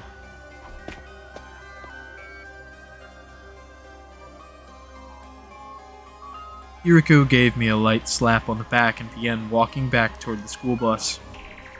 Was that her way of trying to comfort me? Alright, I'ma head back too. Get the idiot and the freak for me, will you, Takumi? The what in the what now? Takamaru jerked his chin toward Darumi and Gaku, who were crouched down a short distance away looking at something intently. Ooh, there's one here too. It's so fast. Dude, it's huge. Hey, Darumi, Gaku, come on, it's time to leave. There was no response. They seemed to be excited about something, though. What are you guys doing here? We're heading back. Hey, Takumi, take a look at this cute little thing here. I followed Darumi's gaze and saw something crawling out from underneath a dead body. There were two of them, in fact, each scurrying out from a different location. What are those? Some kind of bug? They were moving too quickly for me to get a good look, but they seemed to be about the size of a fist. Frankly speaking, they were neither little nor cute. They remind me of the little dudes that used to scuttle around my kitchen back home. You think they're a new species? Can we keep them, Takumi? They'll make better pets than Sirei. Of course not. Come on, we'll feed him and take him for walks and teach him tricks and everything. I'm more concerned that they think of Sirei as being on the same level as a cat or a dog. I killed a whole aquarium full of fish the last time I had a pet, but don't worry, this taught me to respect life. So, it'll be fine this time. How exactly does respecting life fit in with your killing game obsession? Come on, guys, back to the bus. Everyone's waiting, and you'll get left behind if you don't hurry. You mind if I go to the bathroom first? I, have a tummy ache. Oh, me too. I feel like my bladder's about to explode. Fine, just don't take too long, okay? They're gonna fucking smuggle those fucking insect creature things. After a little while, Darumi and Gaku joined us on the bus, both of them looking refreshed. By the time we got on the road and left the base behind, it was already getting dark. We arrived back at the school early the next morning. Day 41.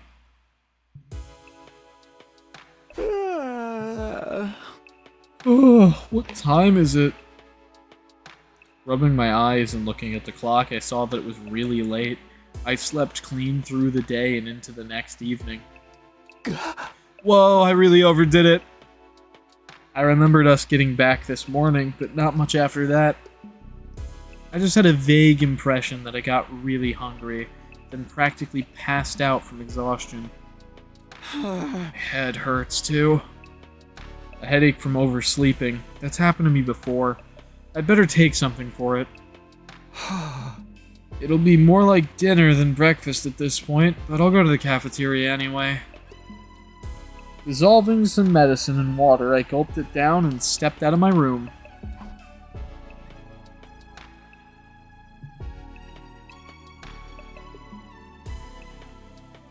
Some of the team were still in the cafeteria eating a late-night meal.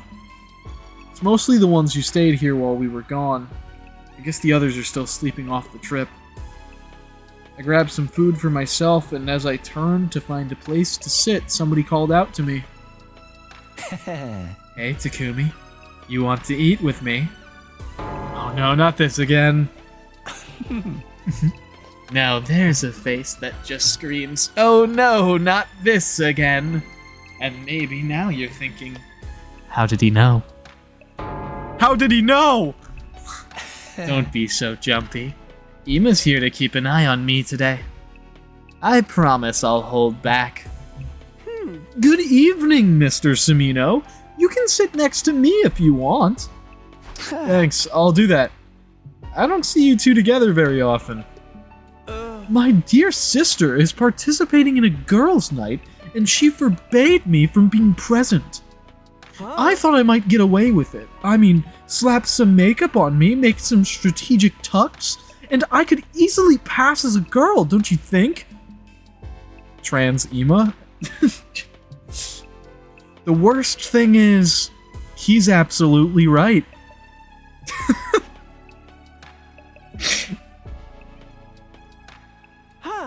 So instead, Mr. Omokage has been telling me all about his passion for killing. Can't you leave off that stuff for a while? I'm trying to eat here. I told you before, right? How I'm having trouble with my urges right now. Yugamu ignored me and continued with his macabre topic of conversation. After what happened with Gaku, I finally figured out a way to suppress them better. Oh yeah? What's that? I don't actually have to kill anyone. I just have to see the look of despair when they stare death in the face. It's not exactly a long-term solution, though. More like a coping mechanism. I'm not sure how to react to that. I have no idea what it feels like. Think of it like when you watch sexy videos online to sate your own desires. It doesn't make them completely go away, but after a decent session, they fade into the background for a while, you know? Hey, don't just assume that's what I do! Oh. Does that mean you prefer in-person encounters, Mr. Sumino? How very analog of you! I guess I'm the same in a way, although in my case, it was always the ladies coming to me. Ima's questionable work history is something I really don't want to get into right now. My only problem is that no one seems to want to show me their seconds before death face. I'm not doing it. That's cold, man. At least let me ask first. Yeah. I know how you feel, Mr. Omokage. It's no fun letting frustration build up until it feels like it's ready to burst. I may not be a killer or a sexual deviant, but I understand impulse control at least. I guess you could describe Ima as impulsive, like the time he stabbed Takamaru the last time around. Come now, Mr. Sumino! Don't act like you don't know what Mr. Omokage is talking about! How do you mean? You know what it's like! You killed Mr. Atsuki, didn't you? But that was different! Eito was a traitor. He was dangerous. He sabotaged the team and even killed some of us before. If I'd let him live, he would have gone after the baby in the defense room again eventually. He wouldn't have stopped until humanity itself was wiped out. Are you making excuses inside your head right now?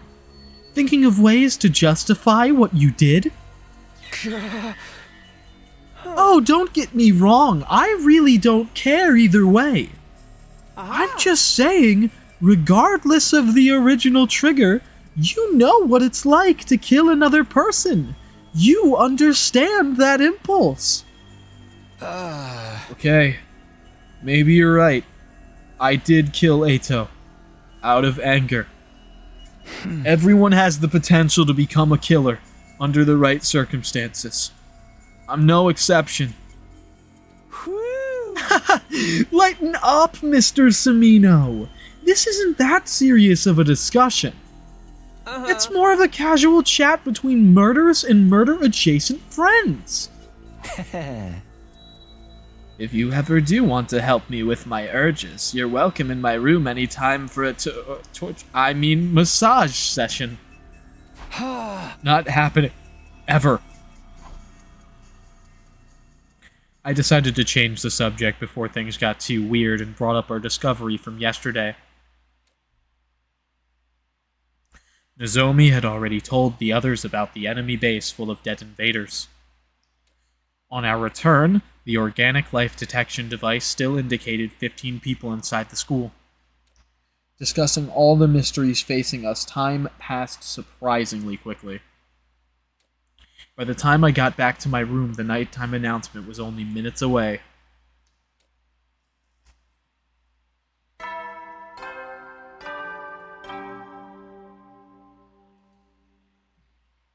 At ease, soldiers. It's time to hit the hay.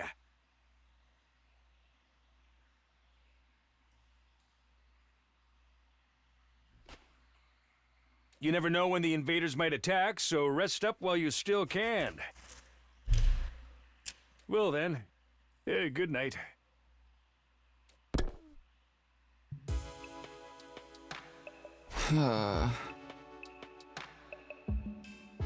Time for bed already. I got nothing done today. I flopped down onto my bed, feeling pleasantly full and relaxed after dinner. Guess it's back to sleep for me. The thought had barely crossed my mind before my consciousness started to drift away. Why fight it? I let go and allowed sleep to carry me away. And so, my 41st day at Last Defense Academy came and went practically in the same breath. Little did I know that a fresh crisis would await me on day 42.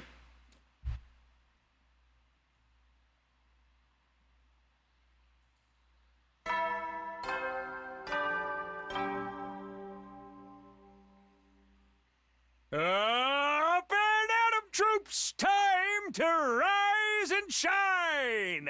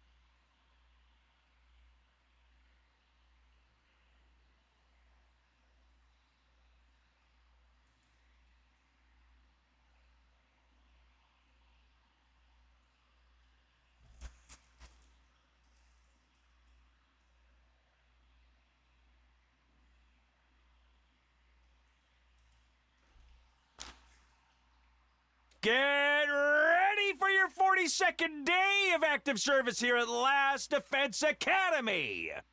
Prepare to spend another day enduring the unendurable and suffering the insufferable to pave the way for humanity's future greatness. Be ready to give your lives to protect our beloved school from the vile and barbaric enemy!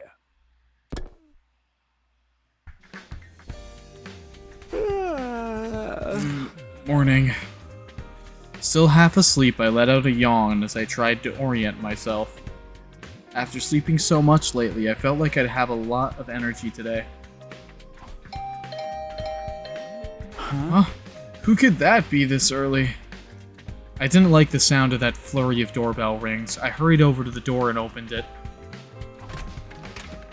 Takumi, come quick! The life sign reading changed! Seriously? Yeah, but it doesn't make sense. Here, look. 13. There's 2 less than yesterday? I'm afraid something bad might have happened to someone. Okay, let's get everyone together. Tsubasa and I split up, telling the rest of the team to go to the cafeteria for an emergency meeting. When we got there, the only ones missing were...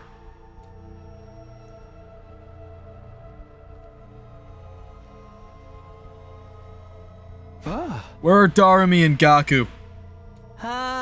There's 12 of us here now. If the killer's still out there, the missing 2 life signs must be theirs. Well, they had a good run. Honestly, I thought Mr. Mariko would have been killed sooner. You saying the killer struck again? But where are the bodies? We don't know that Gaku and Darumi are dead. They may have just gone outside the wall. Those 2? I guess it's not totally out of the question. Has anyone checked if the school bus is still in the parking lot? I'll go look now. The rest of you check around here for anything out of the ordinary. Wait up, I'll come with you.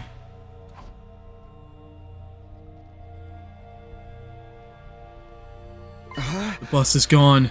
Those 2 must have taken it. That probably means they're okay. But where could they have gone? How long has the total on your device been 13? Since the morning announcement. When I checked it before bed last night, it still said 15. So they snuck out during the night. Let's go back to the cafeteria for now. Oh no, dude. We hurried back to the cafeteria where everyone was still talking excitedly. The fact that they're gone is definitely related to those fucking weird bug things that we found.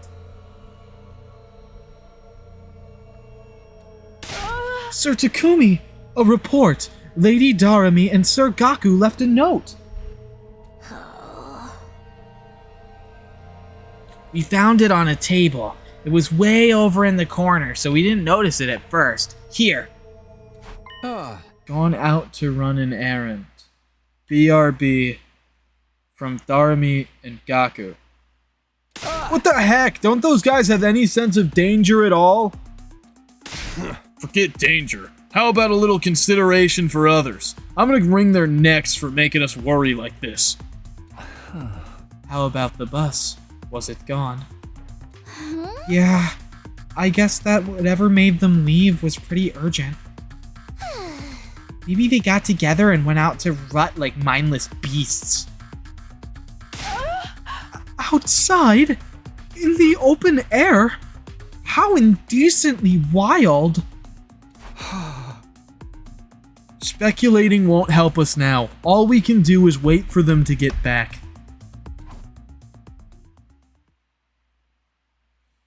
The chaos caused by Darumi and Gaku's disappearance starting to settle down, we brought the meeting to an end and spent the day as normal.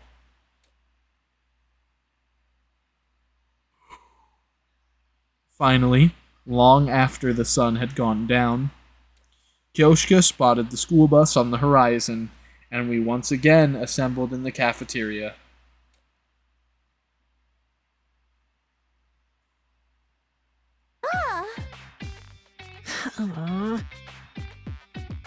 Our returning friends avoided looking any of us in the eye. They must have sensed how much trouble they were in. Oh. Where exactly have you two been all this time? Nowhere really, just outside. Oh. Obviously. I'm asking where outside and why you went there. It was just kinda... You know. Yeah, you know how it is. Enough nonsense. Give me a real answer. Now.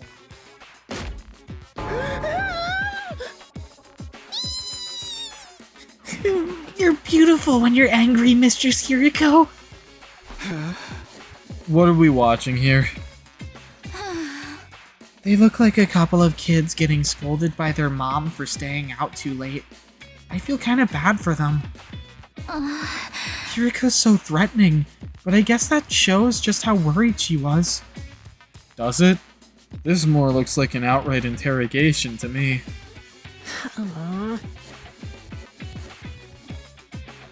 We had something we wanted to do at that base we found. What? You two went back there all on your own? Huh? We figured it'd be safe since all the invaders were already dead. And when we got there, it was the same as before. Why did you leave without saying anything? Be honest. We won't be mad. I left something behind the other day when Gaku and I went out for a group peeing session. That's right! We accidentally left our infusers behind. I knew we'd get chewed out for it, so we decided to go back and get them ourselves. Both of you lost them at the same time. How could you be so dense?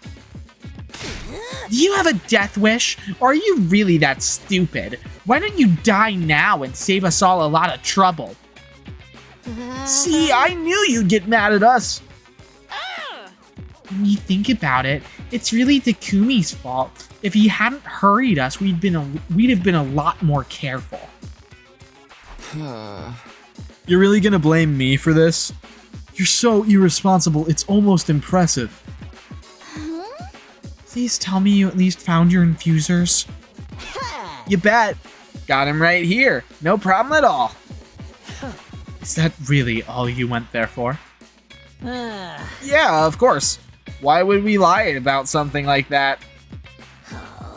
Come on, Hiriko. They're back safe, so why don't we just let it slide? But the next time you two run off like that, you'll be getting the electro chamber elimination treatment. I have no idea what that is, but I don't want to find out. We're sorry, we won't do it again.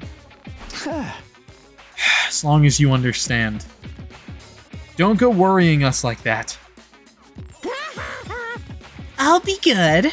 Although getting scolded by Mistress Hiriko was kind of fun in its own way.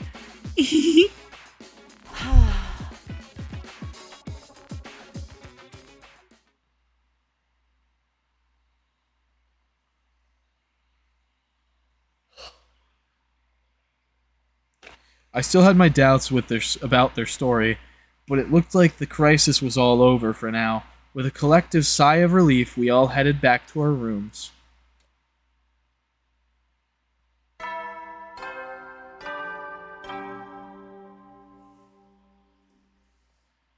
At ease, soldiers. It's time to hit the hay. You never know when the invaders might attack, so rest up while you still can. Well then, good night.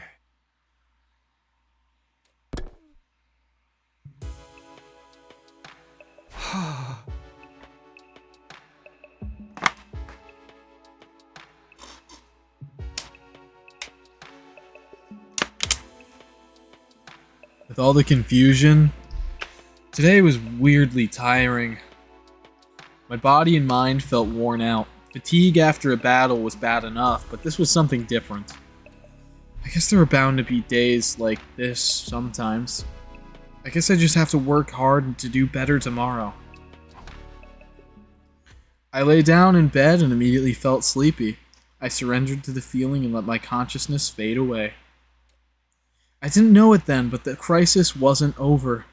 In fact, it was just the beginning.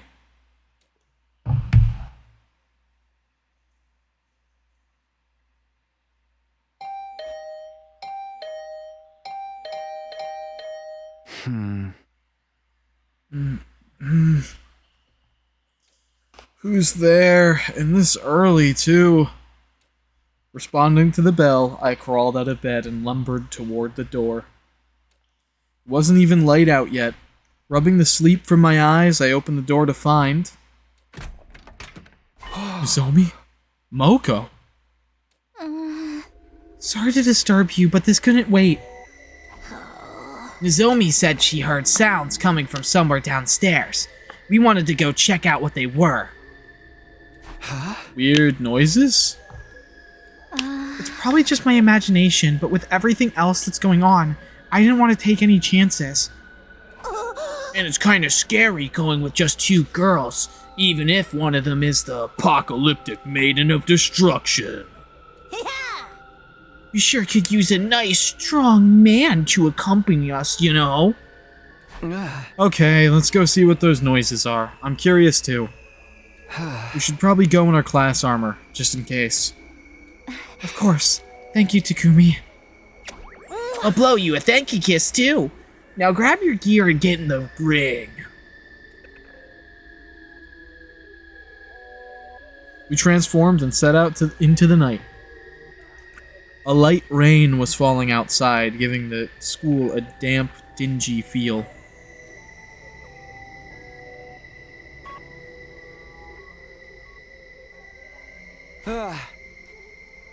We've been looking for a while now, but I don't see anything strange. Me neither. Maybe I was just hearing things. Don't let your guard down yet, Nozomi. What if some prowler emerges from the shadows and suplexes you from behind? Okay, I'll be careful. Let's take one more look around before we call it a night. Sounds good. We can't get careless now. It looked like our little investigation was going to end without turning up anything noteworthy. But just as I was beginning to relax...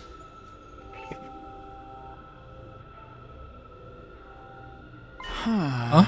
Where did Moko go? That's weird. She was right behind me a second ago.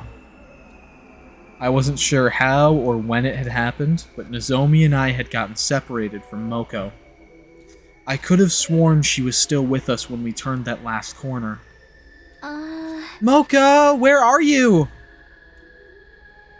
She's not answering. You don't think something happened to her, do you? Maybe she just went to the bathroom. I'll go check. I should probably go with you. No, we need to prioritize finding her. Let's split up. We'll cover more ground that way. Don't worry, it's right near here. We'll meet back here in a little while. Hey, Nozomi! Before I could stop her, Nozomi ran off toward the nearest girl's bathroom. I considered following her, but she was right. Finding Moko came first. She couldn't have gone far. I began retracing my steps, calling Moko's name as I went, but there was no sign of her anywhere. Could she have gone outside? Doesn't seem likely, but I'll check just in case. Whoa, the rain's gotten heavier! I didn't think about stopping to grab an umbrella or anything. After a few seconds, I was completely drenched. The rain also made it hard to make out my surroundings very well. Hey, Moko, if you're out here, answer me! No response. That means she's still inside, right? I should head back for now. I don't want to leave Nozomi alone for too long.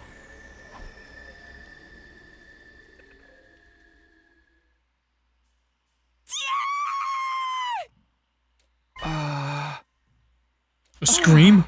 Was that Nozomi? The sudden cry rang through the night. It had definitely come from inside the school. Whatever that was, it can't be good. I have to hurry. Not here. The voice came from the opposite direction.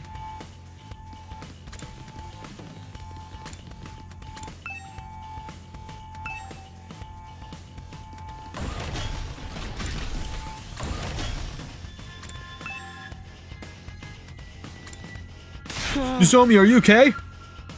Takumi, you have to help. It's the killer. The killer? Don't tell me they showed up again. They did. And they killed Moko. What? And now they're after me. What are we gonna do? We have to get Moko to the infirmary before it's too late. Okay, just stay calm. Take me to where Moko is. Alright, come on, it's this way. The killer got Moko. This can't be happening, can it? Nozomi led me to one of the classrooms on the first floor. I opened the door but took a step back in terror when I saw what was inside. No way. It can't be. Moko lay motionless on the floor, surrounded by an ocean of blood. Her body was torn to shreds, just like Ava's had been. No longer breathing, no longer moving, her body was just a giant slab of meat. Come on, Takumi. We have to get Moko to the Revive-O-Matic. Right. Here, we'll carry her together. We crouched down beside Moko. Her body was still warm, and soon our hands were covered in her blood. So much blood. Will the Revive-O-Matic even work on her anymore? We still have to try. Hold on, Moko. We're taking you to the infirmary. Let's hoist her up. 1, 2, 3. But just as we were about to get moving... Footsteps. Somebody's coming this way. Nozomi noticed them, too.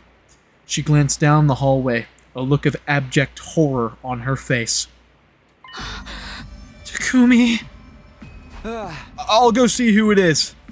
But if things get dangerous, run. Focus on staying alive, understand? Infuser in hand, I slowly crept down the hallway the footsteps were coming from. Oh, there's no one here. The footsteps I'd heard before had stopped, leaving a deathly silence in their place. Had I just imagined them? No, Nozomi heard them too. Yeah! So true. All of a sudden, the killer was there, black suit and power saw included. How did they get the power saw back? Never mind that, I have to do something. You! How dare you do that to Moko! I found myself raising my infuser and swinging it viciously at the killer. What? But the knife bounced right off the suit, the recoil sending me staggering back. My hemoanima attacks aren't working? Then what am I supposed to do? Takumi! Nozomi, don't come any closer! Get out of here! I can't just abandon you. I'll fight too. It's no good. Hemoanima won't work on them. We have to run. What? But... Come on, this way. Oh god. Oh god, oh god, oh god, oh god, oh god, oh god. Oh god.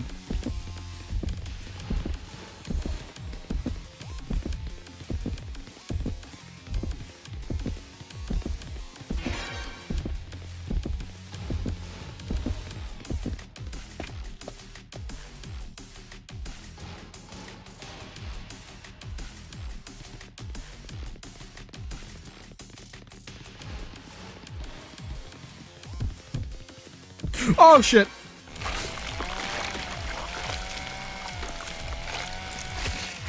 Not like this.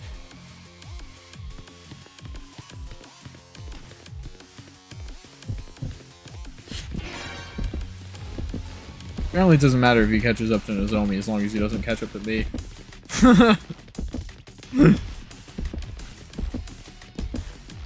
Fuck, oh fuck, oh fuck, oh shit, oh fuck, oh shit, oh fuck.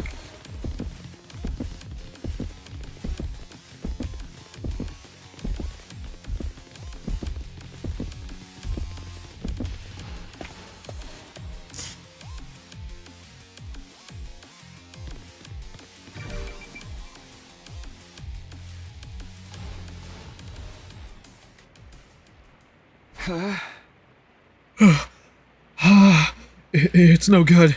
I can't run anymore. Takumi. Nozomi was still glancing around nervously. I could see her trembling. Don't worry, it's all gonna be okay. I'll think of something. I was doing my best to sound confident, but on the inside I was already choking on my own despair. If Hemo-Anima attacks won't affect the killer, am I gonna have to tackle them and try to steal the power saw again?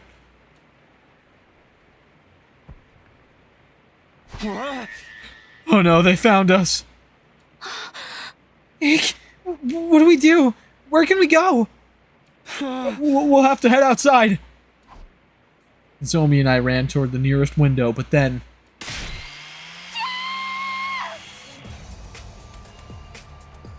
Damn it! We're too late!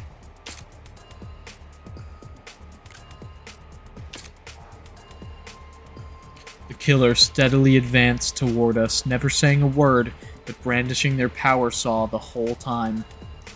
It's hopeless. If we don't do something, we're dead. Even if we escape out the window. This is the 3rd floor.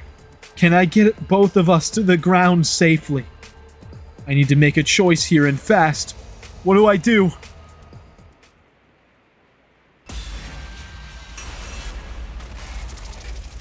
I think jumping out the window is suicide. We have to fight him.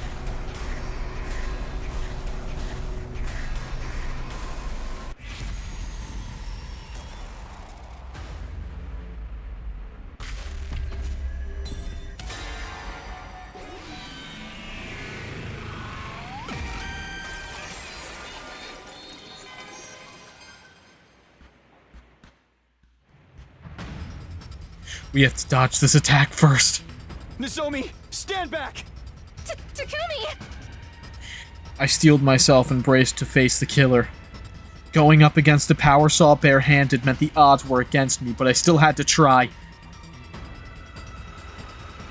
I punched the killer in the face with a tightly clenched fist. The killer recoiled for a moment, but quickly recovered and swung the power saw at me. Watch out, Takumi! Ugh. I evaded the attack at the very last minute. The power saw struck the wall, the momentum making a deep cut in it. Yeah! Stay down! I immediately struck back, but with the power saw in the way, my punches couldn't land properly. Damn it! After some tussling against the killer, I found myself backed against the window.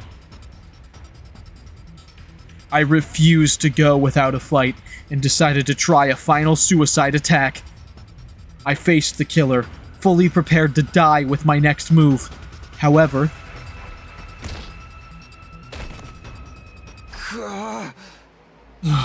the killer took advantage of that brief moment of hesitation to kick me violently in the stomach.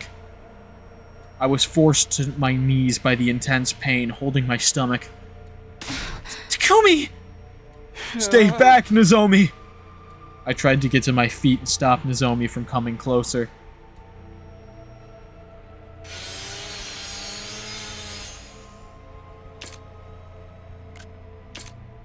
But the killer was faster, swinging the power saw in my direction before I could do anything. Is this the end?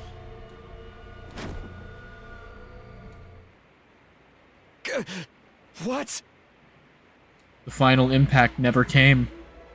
I glanced at the killer and saw that they had stopped just short of slicing off my head. You! Why? I wanted to ask why they had stopped, but just then... Get away from Takumi! Nozomi? Nozomi slipped around behind the killer's back without either of us noticing. The next moment, she kicked the killer with all of her might.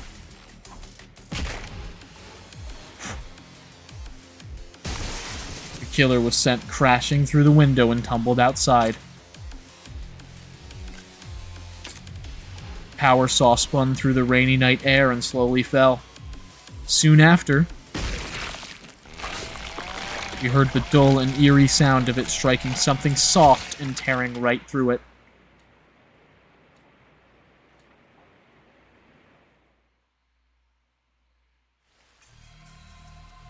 We immediately ran to where the killer had fallen, where a shocking sight awaited us.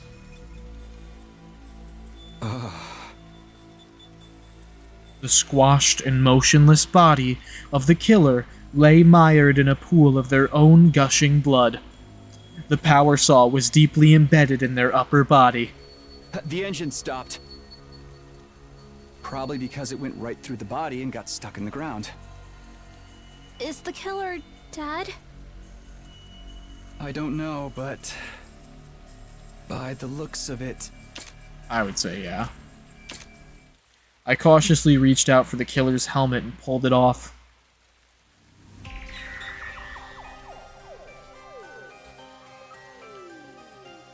It was a familiar face that greeted us beneath the mask.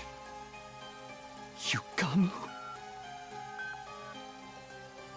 He was already dead, but his eyes were still wide open. Having lost this much blood, it was unlikely we'd be able to bring him back. I really did not expect that to be Yugamu. Yugamu? But why? Why did he kill Moko? As Nozomi broke down next to me, I kept on staring at Yugamu's remains in astonishment. Shock and confusion had paralyzed my mind. I could only register my body becoming heavier and heavier as my clothes soaked up the falling rain.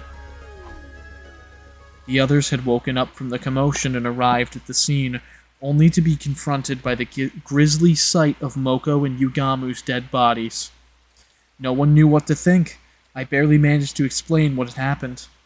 We split up to carry the bodies to the morgue and decided to call it a day then and there.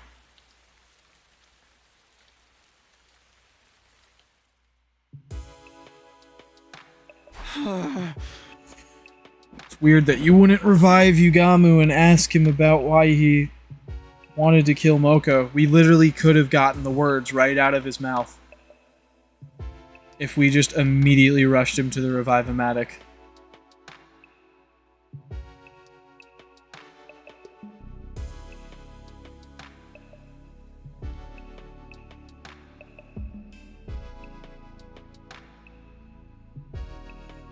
Ow, my head hurts.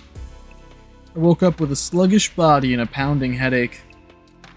I had gone to sleep cold all over from being soaked in the rain, and it hadn't done me any good. Don't want to do anything today. The only images in my mind were of the murdered Moko and the killer's true identity. My mind was faring worse than my body. I just don't want to think. I pulled the blanket over my head and completely shut down. Praying hard that everything would turn out to be a bad dream, I spent the whole day curled up in bed. That was how the curtain fell on my 43rd day at Last Defense Academy.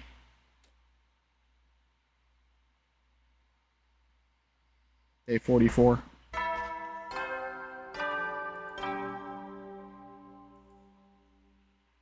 Up and Atom troops, time to rise and shine! Get ready for your 44th day of active service here at Last Defense Academy. prepare to spend another day enduring the unendurable and suffering the insufferable to pave the way for humanity's future greatness. Be ready to give your lives to protect our beloved school from the vile and barbaric enemy.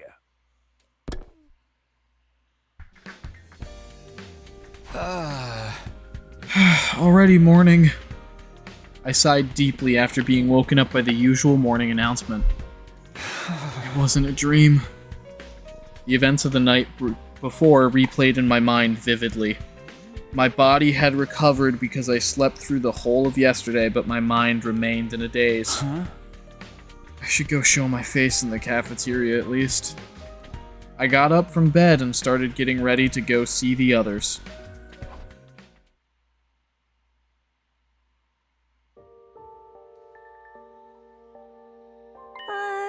Takumi, how are you feeling?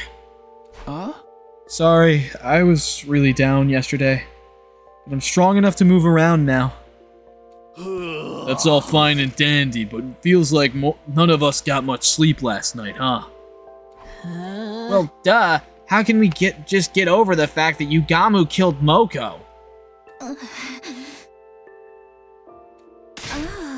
Kaku! I mean... The shock is real. The killer was Mr. Omokage all along, huh? Tsubasa, what's the current life sign total? Let's see, it says 13.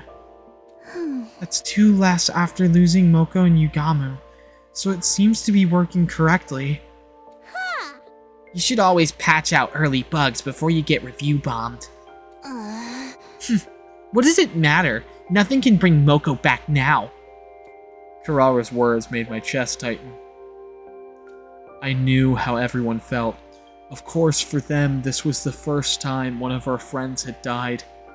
Huh? You might not believe me, but none of this happened in my future. I was so determined to save everyone this time. But I couldn't protect Moko. I'm sorry. Stop trying to shoulder everything yourself. You'll just become a sitting duck for the enemy. Indeed. Let us instead honor Lady Moko's memory by defeating those dastardly invaders. So saith the Holy Jumanji Sword. Oh! That's right, Mr. Sumino. Your time-traveling hijinks don't even come into play here. We should probably put the matter of whether we believe Takumi or not aside for the sake of unity. You guys... You see? Now stop wasting your energy on sad vibes and start figuring out how to keep us alive, you pathetic peon. Right, I'm feeling better now. I'll be fine to fight too. I'm going to see Moko. I need to say my proper goodbyes. Then I'll go with you. I haven't done that yet myself. In that case, I shall accompany you as well. I was a little surprised that Kurara was being so nice. She was probably worried about us in her own way. After all, Nozomi's virtue will be in danger if I let a deviant like you go anywhere with her. I can already see it. You were thinking you'd pretend to comfort her and just casually brush your hand across her private parts, weren't you? Scratch that. I didn't even have the strength to rebut her ridiculous accusations anymore. That was how Nozomi, Kurara, and I ended up heading to the morgue together.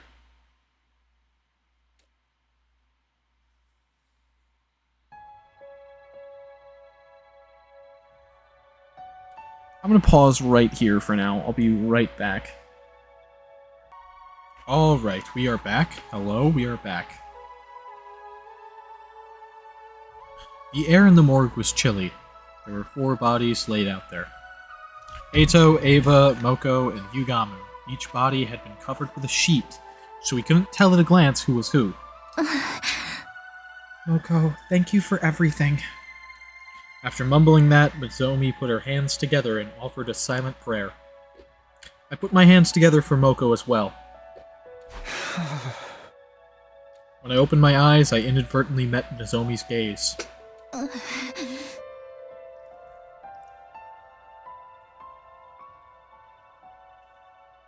What do you suppose Yugamu was thinking?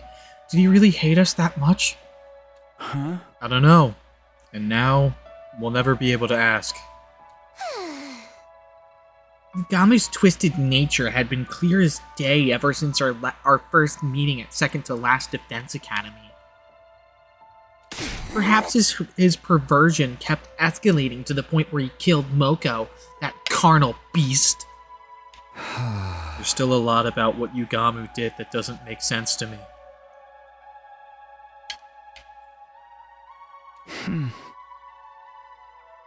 But he was a professional killer with an impulse to kill. Maybe that's why he killed Ava and attacked Hiriko and Takumi.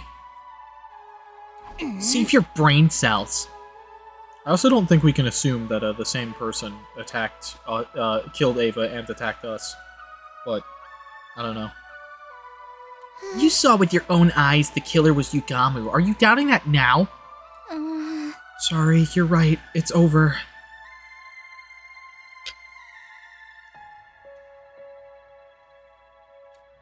Well then, if we're quite done here, we should leave before the deviant starts getting any ideas. Can you stop pushing that characterization onto me? Yugamu's motives and actions were still a mystery to us. There were so many questions left unanswered. But we tacitly agreed not to pursue the matter and to just move on.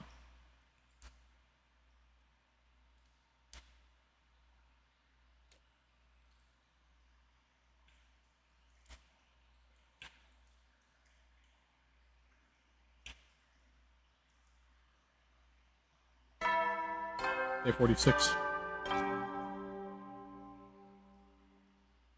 Up and Atom troops, time to rise and shine! Get ready for your 46th day of active service here at Last Defense Academy. Prepare to spend another day enduring the unendurable and suffering the insufferable to pave the way for humanity's future greatness. Be ready to give your lives to protect our beloved school from the vile and barbaric enemy!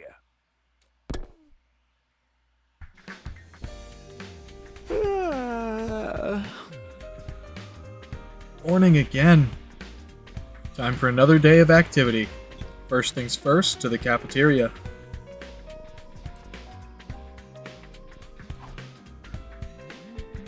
We ate our breakfast that morning like any other day.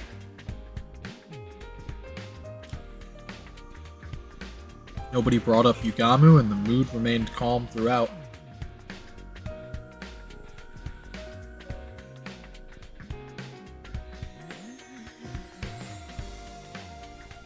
Huh? Okay, what should I do today? I thought about my plans for the day while walking down the hallway. Huh? Is that Darumi and Gaku? That's an unusual pair.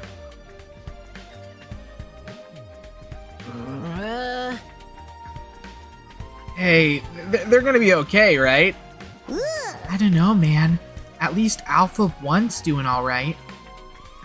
They were talking between just the two of them, but something seemed off. Huh? Hey, what are you guys up to? Whoa! Oh, it's only you, Takumi. Couldn't you have just said hi like a normal person? I think I was being pretty normal.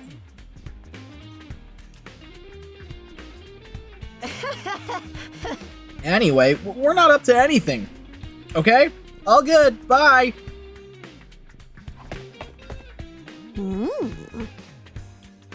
Yo. They hastily left the scene without explaining anything. Ah. Huh. That's really weird. Not that it matters, I guess.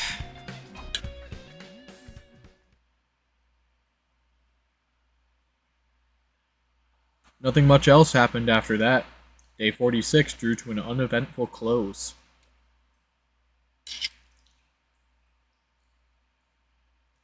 Day 47.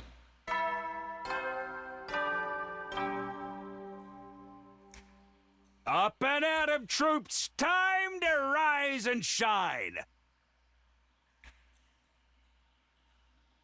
Get ready for your 47th day of active service! Oh no.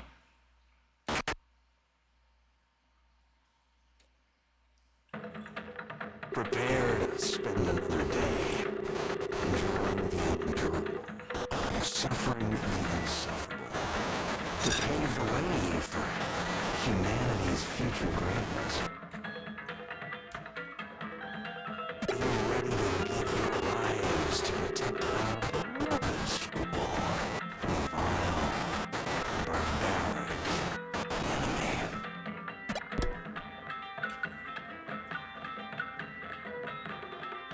What the? That wasn't normal. Did the announcement bug out? And why do I feel so hazy? It felt like a thick fog had covered my mind. My body grew lighter and lighter. I feel like going back to sleep. Ding dong, ding dong, ding dong. What is it? I was brought back to the land of the living by the unrelenting ringing of my doorbell. That was a close one. I almost went out like a light. I hurried over to open the door. Takumi, good, you're still safe. Yuriko, what happened? What do you mean, safe? No time to explain. Use these to plug your ears for now. Hurry. Huh? Earplugs? Without knowing why, I inserted the earplugs Yuriko handed me. And she pulled out a notepad, scratched something down, and showed it to me. We're under attack from an enemy who uses special sound frequencies to create illusions. What? So the announcement just now... Oh, you can't hear me. Give me a sec. I borrowed the pen and notepad from Yuriko and hurriedly wrote out a message. What about everybody else? We'll go help them now.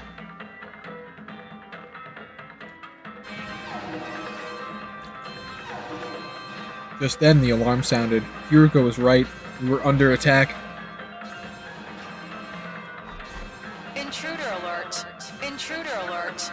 Unauthorized personnel detected on school grounds. Defense mode initiated. All available troops prepare for battle immediately. Let's go, Yuriko! She read the movement of my lips and nodded firmly.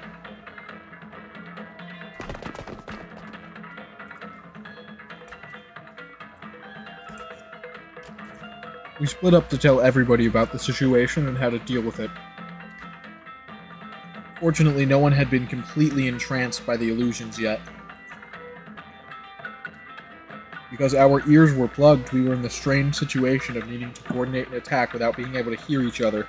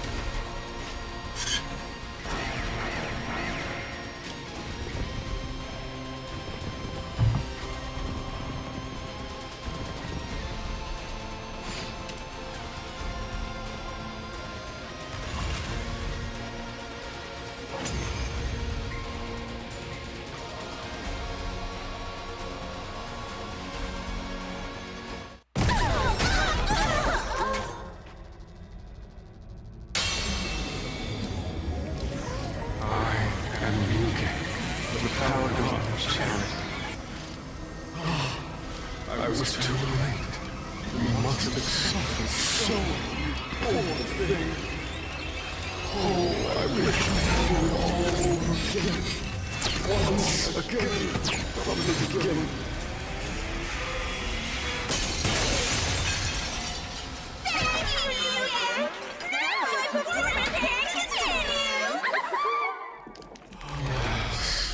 Every time I step onto the battlefield, I am filled with nothing but the deepest regret.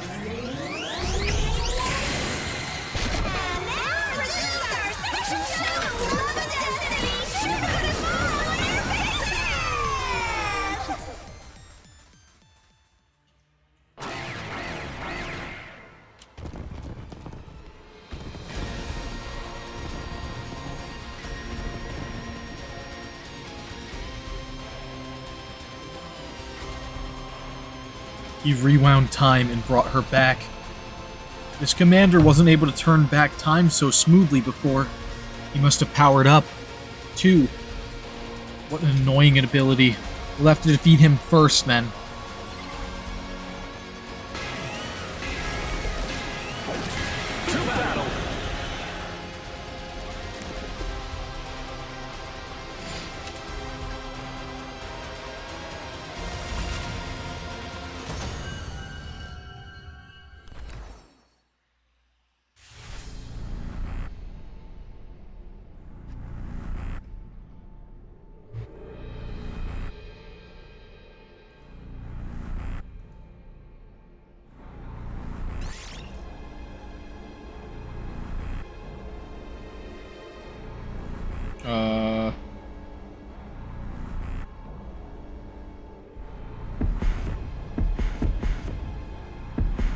Let's see.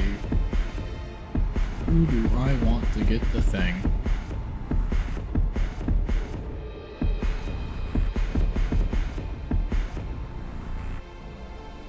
Let me give it to Hiriko. Alright, let me do it.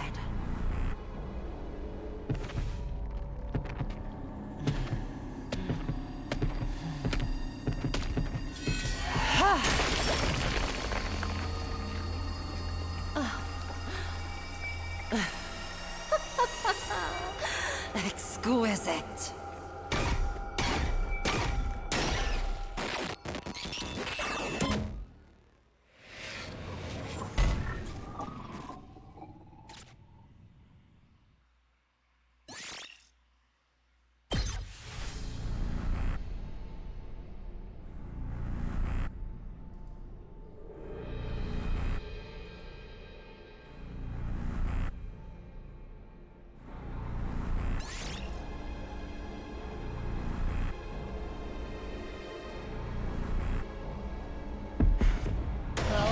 Again, why not? Let me do it.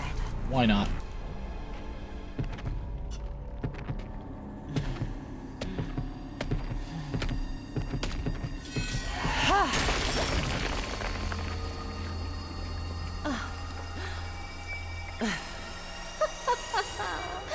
Exquisite.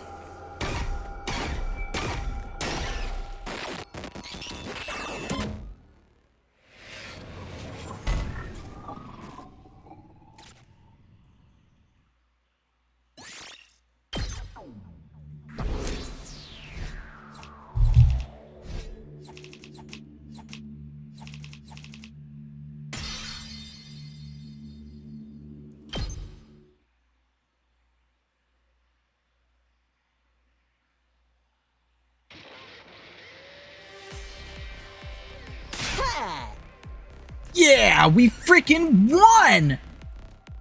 Keep it down, your broke boy voice is even more grating than usual. We fought with our ears plugged the entire time. I know it was to stop the auditory attack, but it was exhausting.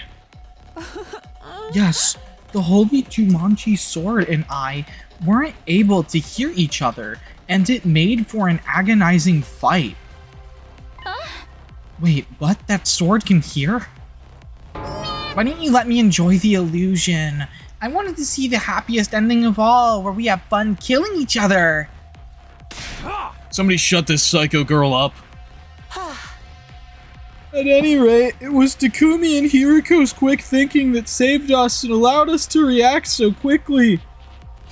Yeah, your experience of the future really saved us this time. Actually, this wasn't... Hiriko suddenly pinched my arm, cutting off what I was about to say. Does she not want them to know it was her idea?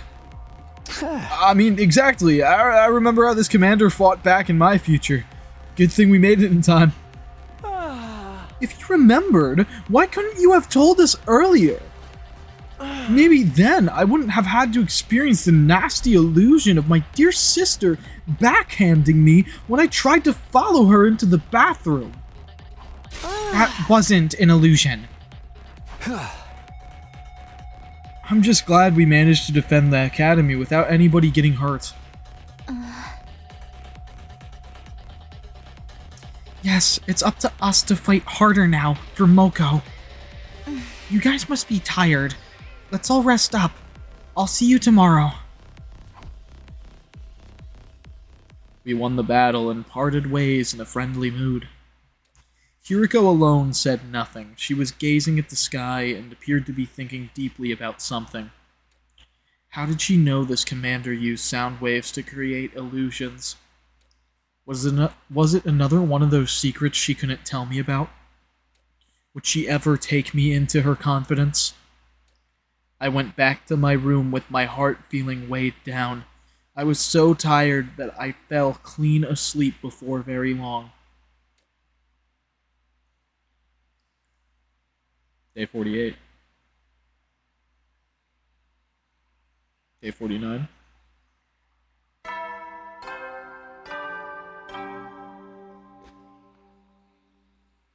Up and Atom troops, time to rise and shine!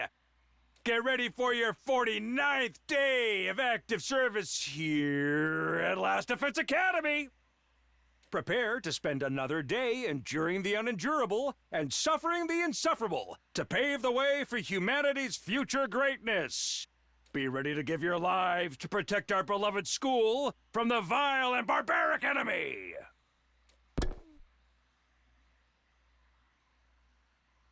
Today, as always, I'd keep doing whatever I could. I couldn't afford to sit around and be idle.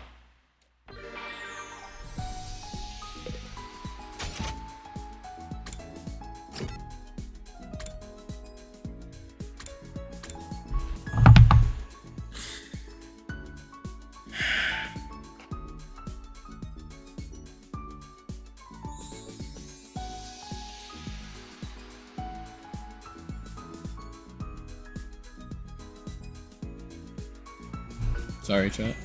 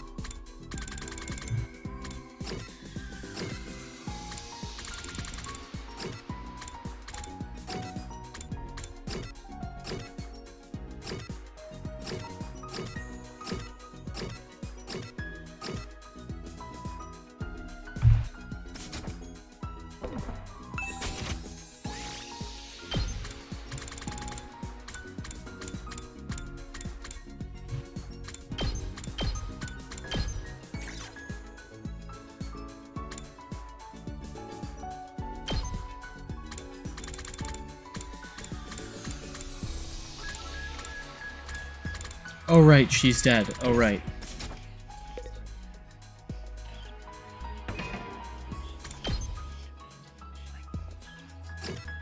I kind of forgot she died for a second.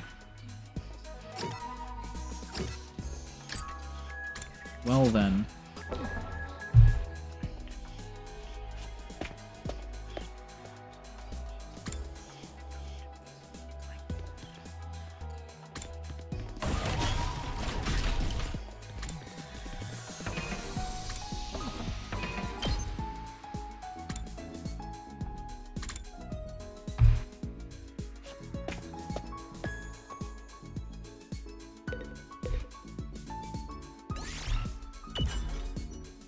Yuriko, what are you doing here? I've been busy doing administrative work on this computer. Accounting, clerical work, the list never ends. I helped Yuriko with her work. After spending some time together, you understand Yuriko better now.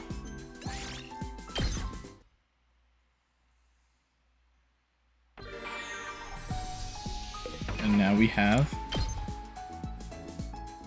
a new thing for Yuriko. Handy items.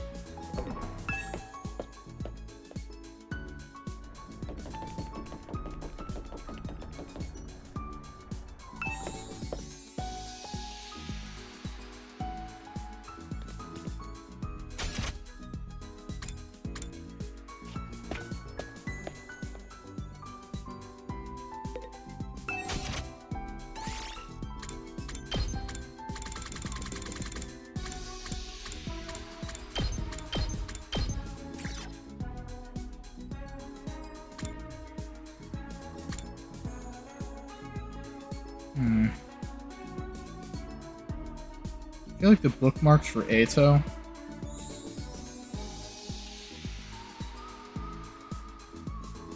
for handy items.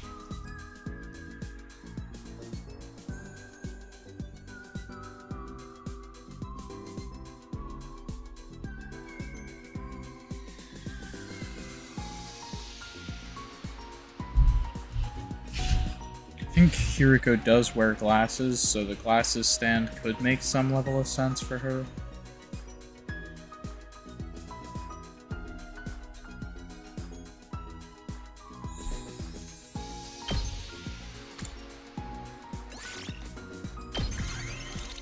Bookmark's definitely Ato, and I don't think she'd be the balloons, so. For me? I see. Thank you. This makes me happy.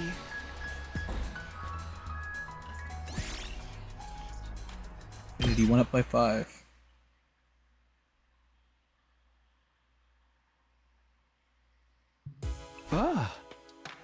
So tired.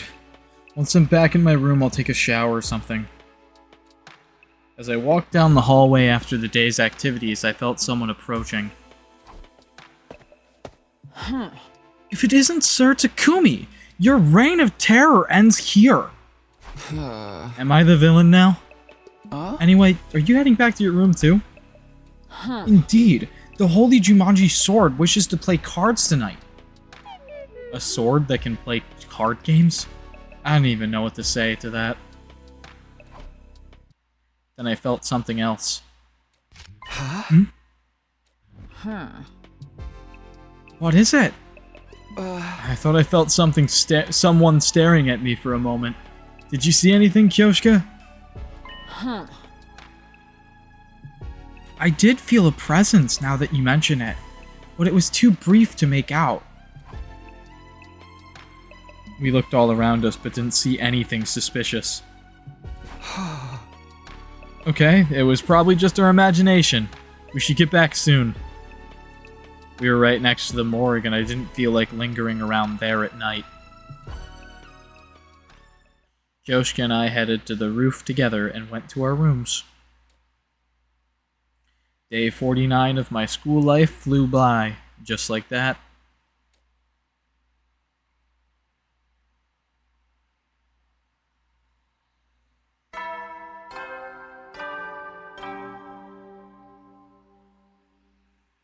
I don't know why, but I kind of feel like the reason why Moko died is less related to anything that Yugamu actually did, and more related to these fucking weird bug things. Where I think somehow they influenced Yugamu's brain to make him kill Moko. That's just my thought. Get ready for your 50th day of active service here at Last Defense Academy. That's right, folks, you're halfway there, like a lizard on a chair. You're stepped in blood so far, returning would be as tedious as to go o'er. There's no turning back now. In honor of the occasion, I've unlocked the courtyard. It's the perfect place to enjoy a moment of quiet contemplation. I've also prepared a special gift for each and every one of you brave soldiers. I'll give them to you in person, so come find me in the cafeteria. No. It was day 50. Technically the halfway point, but it felt like we still had a really long way to go. For now, I guess I'll go to the cafeteria.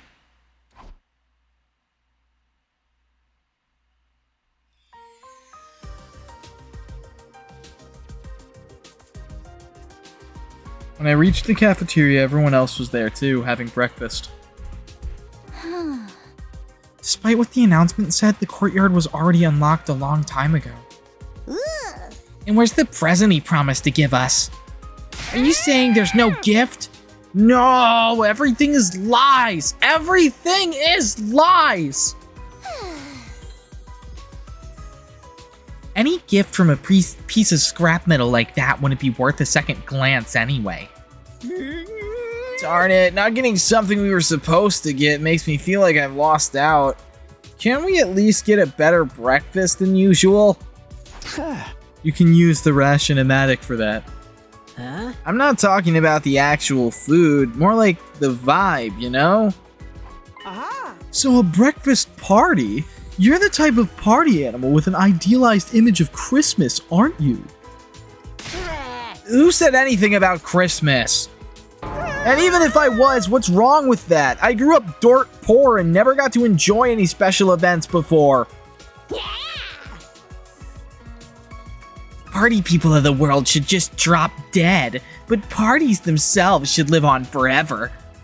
It's such a classy move for someone to die at a party during a blackout. No need to carry on, please. Moko just died. You should really show some respect and rein in your killing game fantasies for a while. How long are you peons going to stay dark and gloomy for? It's getting too moldy in here for my noble olfactory senses. You really think Moko would want us tiptoeing around her death like a bunch of gawky gorillas in a minefield? Excuse me, watch who you're calling gawky, Tomato Head. So the gorilla part gets a pass? She's right, though. Moko always hated it when the mood got too somber. Verily, Lady Moko was the epitome of good cheer, always putting me in a sleeper choke with the brightest smile on her face. That doesn't sound cheery at all. What I'm trying to say is Moko would be happier to see us having fun, throwing loud parties instead of moping around. In that case, we should definitely do it. Does everyone agree? Yeah, I don't see why not. Now that murderer Yugamu ain't around anymore. If that's what the team leader wants. A party would be nice, for a change.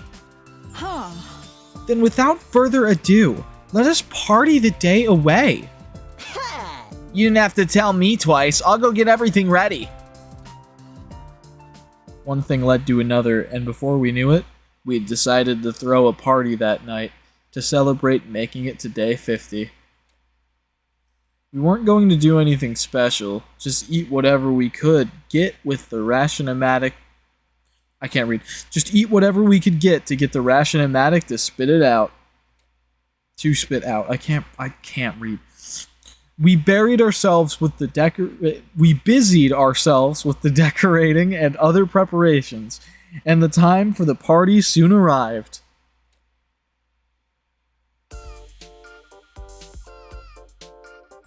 Wow, this is unexpectedly nice. The fruits of our labor. I can't read. The fruits of our combined labor. Even the holy Jumanji sword approves. We went all out since we're doing this to celebrate Moko's memory. Pretty nice, huh? Don't be shy, everyone. Eat as much as you want. Gaku directed the food preparation and I helped. My dear sisters, Knops are to die for. There's also chocolate kimchi, fish roe custard, and liver sashimi whipped cream. Are you sure they're not penalties for losing a bet?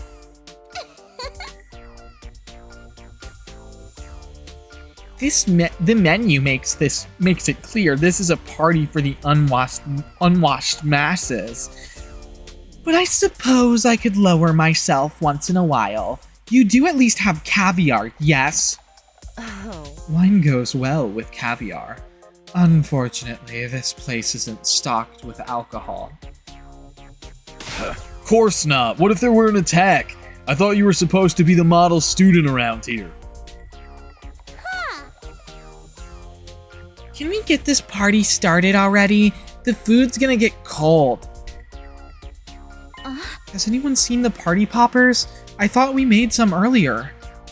Oh, sorry. We did make some using the Gift-O-Matic, but I forgot to take them out of the machine. By way of apology, please put my useless body in a cannon and blow me up as dirty fireworks instead. No. There's no need for that. I'll go get them. You said you left them in the Gift-O-Matic, right? What? With Takumi? Don't worry about it, Choma. Just stay here and have some fun, okay? I'm gonna run into an intruder again somehow. The Gift-O-Matic is in the rec room. That's on the 3rd floor. Go to the rec room. I have to walk there. Why does it matter?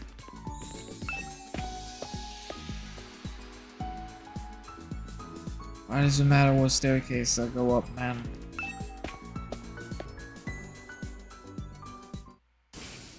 Yup. Yup.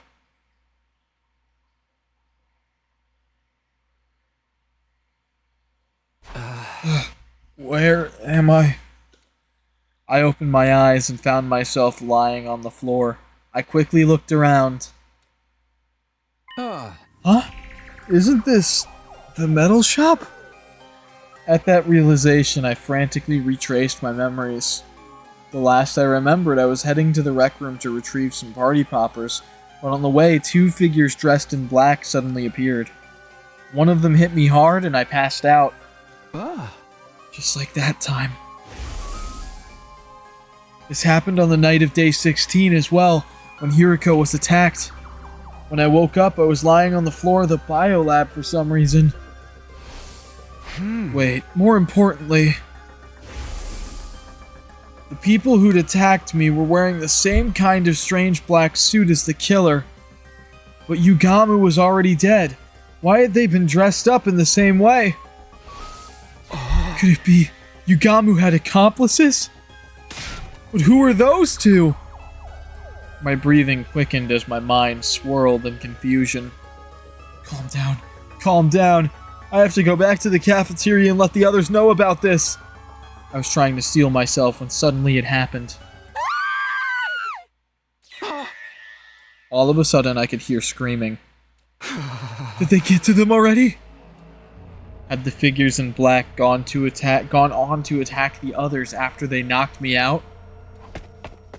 I dashed out of the metal shop and ran toward the cafeteria at full speed.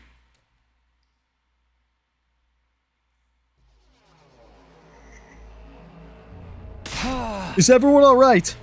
Sir Takumi, it is confounding. Sir Yugamu has...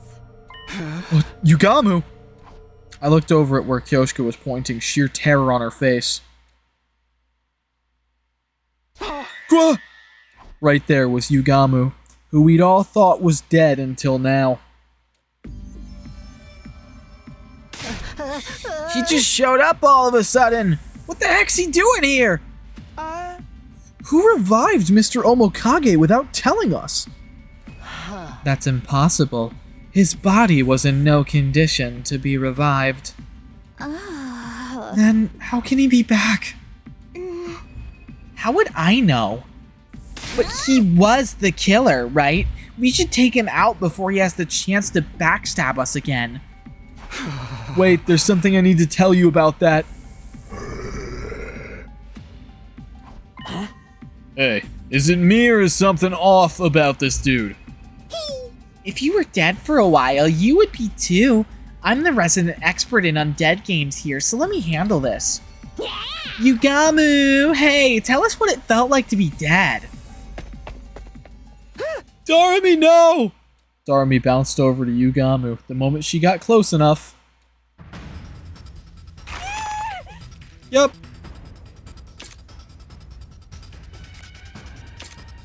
Zombie Yugamu. Hey, let her go! I lunged at Yugamu, who had pounced on Darami and gave him a flying kick. But he'd already bitten down on Darami's neck. His head reared back, tearing out a chunk of flesh and spraying blood everywhere.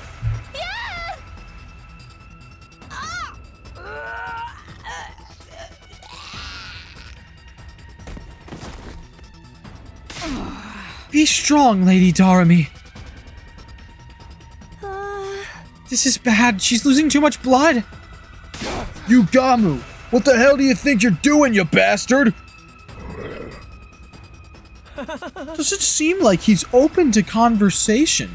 It might be risky to get near to him, too. Did he come back as a zombie? Huh? A zombie? He's still moving around even though he's dead and he's biting other people. This is so totally like something out of a zombie movie. In those movies, anyone bitten by a zombie gets turned into one as well, right?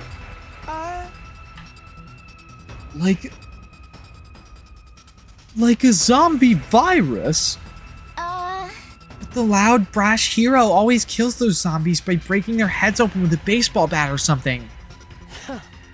Speaking realistically, I don't think that would work. If zombie blood gets into your eyes, you'll get infected too. So, what are we supposed to do? How do we even deal with a virus we know nothing about? Whoa, what? This doesn't look good. Run away, guys. What about Darami? I'll carry Psycho Girl. You just think about running as far as you can. What? No! Ah! We took to our heels in order to get away from the barely recognizable form of what had once been Yugamu.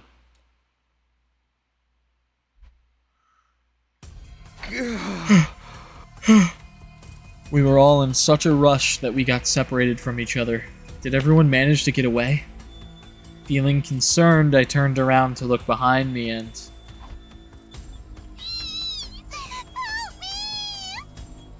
Kurara? I tripped and fell. Have you seen my mask anywhere? We can go back for it later. For now, don't stop running. You should get into your class armor too, just in case. Do you have your infuser with you? Yes, I do. We both drove our infusers into our hearts at the same time and transformed into our class armor. Good. Now let's go. Stay close to me. I'm too scared to stand. I grabbed the deflated Kurara's hand so we could continue running, but just as I did...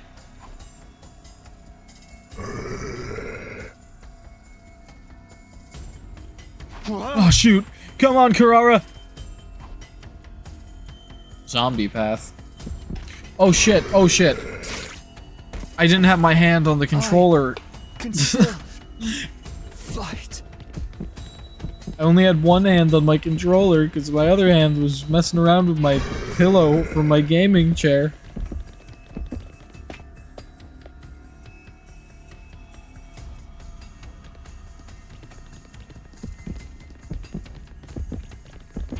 Oh shit, oh shit.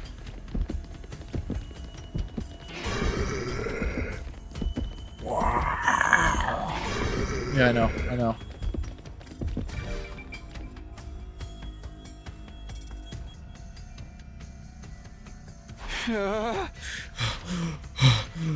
We managed to shake off Yugamu and found refuge in the biolab.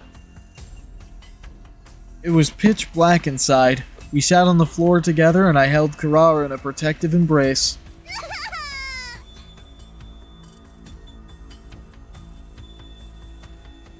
Shh, quiet! The door to the biolab was still busted after what happened on day 16. If Yugamu found us here, we'd be done for.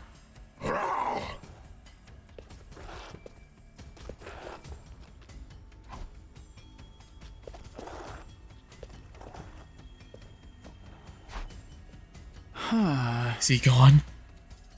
Couldn't sense Yugamu nearby anymore. Cautiously, I opened the door to look outside. A quick check on the hallway confirmed that nobody was around. He'd passed by without noticing us. Phew. I think we're safe now. We should probably stay here a while longer.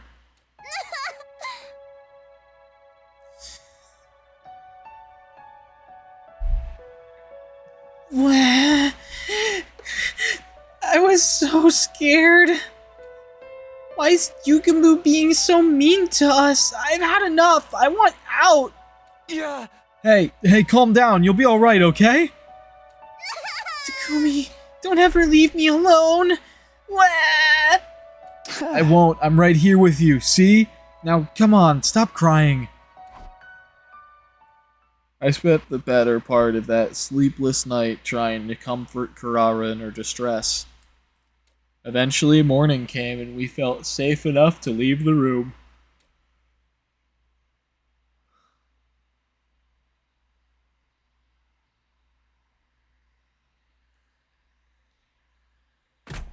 Karara and I went to the cafeteria and saw that everyone else had also returned. Takumi, Karara, oh thank goodness you're both alright. Yeah, glad to see you guys are safe too. Does anyone know where Yugamu went after that? Well, not really. We were discussing it, but nobody saw where he disappeared to. How could we? We were all holed up in our own hiding places. Incompetent maggots, the lot of you. Why didn't one of you make yourself useful by sacrificing yourself for the greater good? I'd gladly do that, even if it involves sealing up an immortal nine-tailed fox within me. Yoshika, you do whatever you want, just so long as you keep your dumbassery to yourself. As you wish. Tsubasa, has the reading on your device changed? I kinda dropped it when I ran out of the cafeteria, now it's broken. Sorry. It's not your fault. Staying alive is more important than any machine. I patrolled the area a little just now. There was no sign of Yuga. Okay, so Yugamu's back to being missing. What about Darumi? She's a goner. We stuffed her in the Revive-O-Matic, but it didn't do any good. I see. Thanks for trying anyway. I'd more or less expected that when I saw how much blood was spurting out when she got bitten. But I was still holding out hope that maybe, just maybe... We took Darumi's body to the morgue and I put her into her class armor. Huh? What? How? Oh, it's just a replica I made with the Gift-O-Matic. Her whole body was covered in blood. I wanted her to look clean in her final slumber at least. Did you see how he tore into her neck back there? Even I had to take a step back. I always knew he was as perverse as Takumi, but not to that extent. Aha! We're talking about Sir Yugamu? Enough of you and your laggy responses. By the way, I also put Moko and Yugamu into replica class armor sets before all this happened. I even made one for Ava based on my own artificial class armor. It's like with Darumi. I didn't like to think of them lying there all bloody and torn up. So, are we really dealing with zombies here? I have the exact same question. We've never seen zombies before. If there's really a mysterious virus going around, when did Yugamu get infected with it? Probably via a living organism that was carrying the virus. Like an animal or a bug. Wait a sec! What happens to Doremi now that she's been bitten by zombie Yugamu? If the virus spreads to her and she becomes a zombie too... That's just a theory though, right? Huh? Yeah, but we shouldn't touch her body until we find solid proof either way. There's something else that's been bothering me too. I told everyone about the figures in black that appeared the night before. Apparently nobody else had seen them. Who were those people? Where did they come from? And where had they gone? We ended the day without being able to solve any of those mysteries. We decided that we would all sleep in the gym from now on as an extra precaution.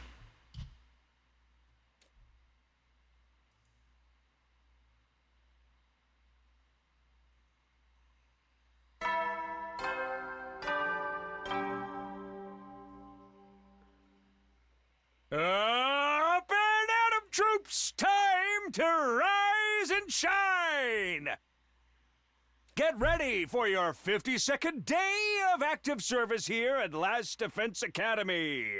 Prepare to spend another day enduring the unendurable and suffering the insufferable to pave the way for humanity's future greatness.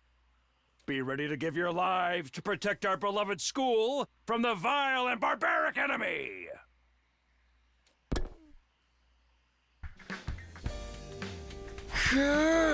Morning again. Wait a second, where am I? Why am I in my class armor? The ceiling seemed unfamiliar. I panicked for a brief moment and then I remembered. We'd all slept in the gym last night for safety. I'd also proposed that we kept our class armor on so we could react quickly to any emergencies. Good morning, Takumi. Did you sleep well? Morning, Nozomi. Yeah, after being up all night that first night, I slept like a log. Lies. I bet you've been up all night ogling Nozomi's refined figure as she slept, thinking about all the wicked things you could do to her limp, defenseless body. That's slander? Don't think you can hide anything from me. Putting up with Kyoshka's nightly obscenities with her sword have made my senses highly attuned. They are not nightly. We didn't do anything last night, at least.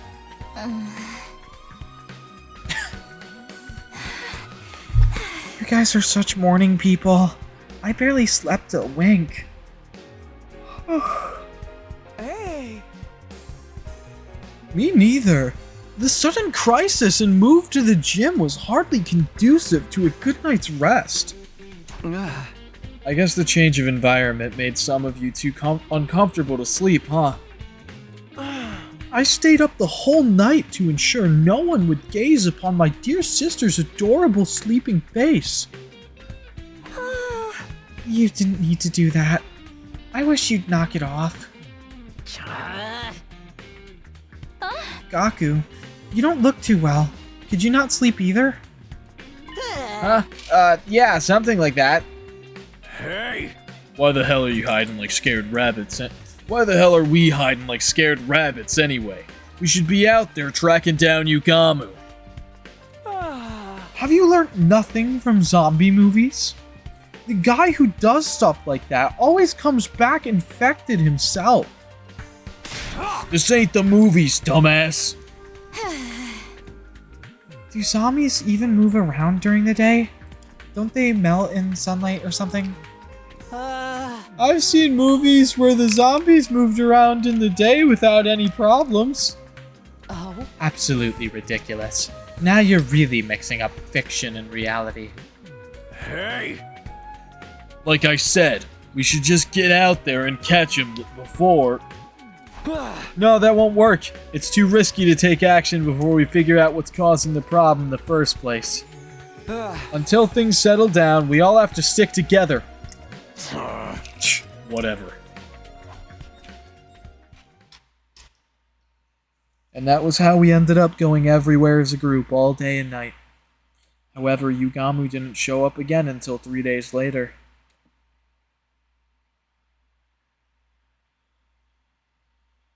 Day 53.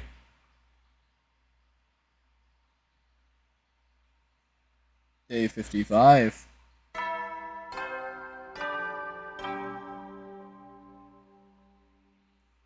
Up and out of troops! Time to rise and shine! Get ready for your 55th day of active service here at Last Defense Academy! Prepare to spend another day enduring the unendurable and suffering the insufferable to pave the way for humanity's future greatness. Be ready to give your lives to protect our beloved school from the vile and barbaric enemy!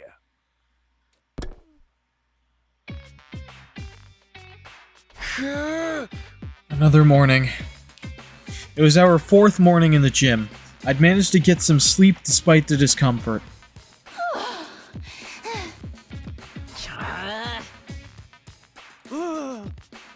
Everyone was clearly tired from having to deal with the high-stress situation of the last few days. Must I really suffer your impoverished faces first thing in the morning? I have a good mind to report you all to the authorities. That's not a very nice comment to wake up to. Also, the authorities would find you way more suspicious than any of us. On top of being a half-wit, you have no sense of decorum. A missile to your face might rectify that. I actually wouldn't put it past her to use her specialist skill to do just that. Is everybody awake? Then let's go for breakfast together. Yeah, sure. We'll do a quick roll call first. We moved around together that day as well. Not that there were a lot of places we could visit in such a big group. We basically went back and forth between the cafeteria and the gym. Let me just look at one thing real quick that I'm slightly curious about.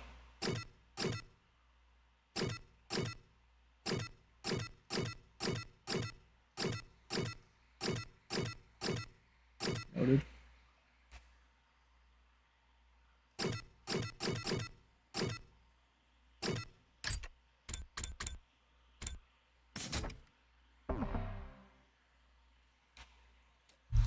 Having to prepare for invaders while also dealing with mysterious zombies was starting to put a strain on our nerves. It was only a matter of time before everyone else reached their limit. Everyone reached their limit. I can't read, man. I added a word for no reason. At ease, soldiers. It's time to hit the hay. You never know when the invaders might attack, so rest up while you still can. Well then, good night.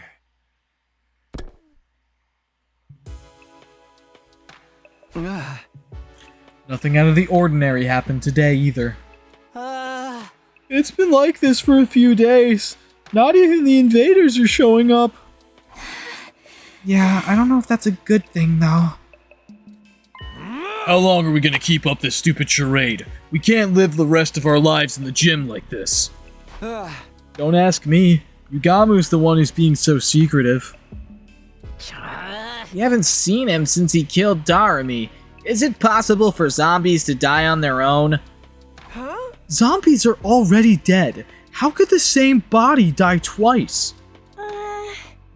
Maybe the undying flames got to him? Also, we're not 100% sure he really was a zombie yet. It doesn't matter what he is. He bit someone to death before our very eyes. That makes him a target for elimination. Hey! We ain't gonna do that by hiding in one spot and jumping at our own shadows. What if the invaders suddenly show up? We gotta be ready for those idiots too. Quiet, primitive! Can you not get your point across without yelling every other word? Do you think I enjoy sleeping next to peons like you every night? It hurts me deep inside. Then let me lessen your pain by going back to my room. Takamaru! I shall be returning to my room as well. It will be so much more pleasant than being cooped up with the peasantry. Death flags everywhere. But this lack of sleep is getting to me as well. I think I'll rest easier in my own room, too. Oh, is that what we're doing now? Excuse me while I make my way back. Hey! It hasn't sat right with me sharing my dear sister with the rest of you these past few nights. Come along, sister dearest. Brother dearest. Takamaru started off a chain reaction that led to everyone walking out of the gym. They all left. It's pointless to fight this. Let's all return to our own rooms for tonight. I don't think it's a good idea, but if that's what everyone wants, let's gather together tomorrow and have a serious talk about what to do next. Good night, everyone. I'll be going back too.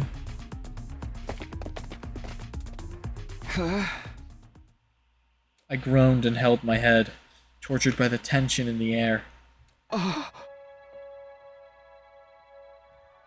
Did I make a mistake? But I don't know what else we could have done. I think you did well, Sir Takumi. Kyosuke, I didn't see you there. The restless atmosphere is causing even my holy Jumanji sword to feel uneasy. We have been watching from the back with our arms folded in great concern. I see. Thanks for that, I guess. It's getting late. You should probably be heading back to your room. Indeed we shall. For the holy Jumanji sword wishes to have an early night. My old familiar chamber awaits. So tired and I don't even know why. I should go back too. Just as I was about to exit the empty gym, I heard a scream. What? Kyosuke?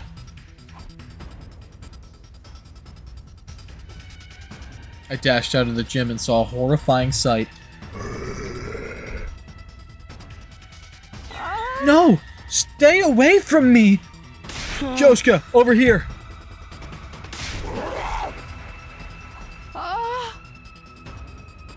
Let's get out of here!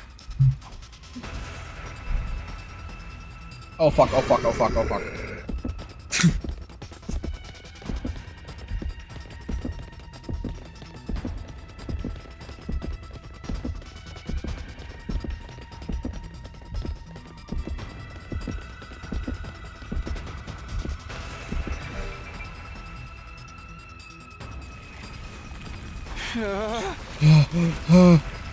We ran and ran until we realized we were right in front of the wall of fire. Damn, it's a dead end!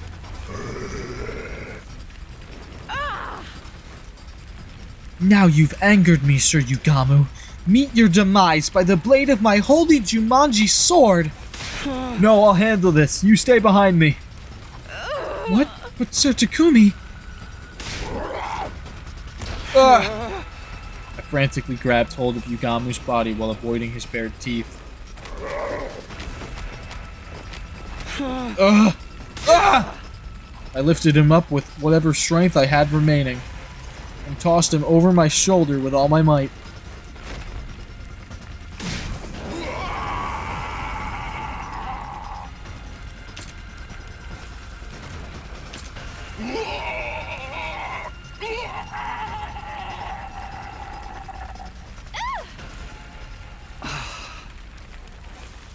Yugamu's body twisted and writhed as he was consumed by undying flames.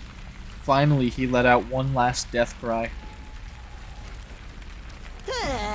What the heck's all the commotion? Yeah, what's going on here? Oh damn, he's being completely burned up!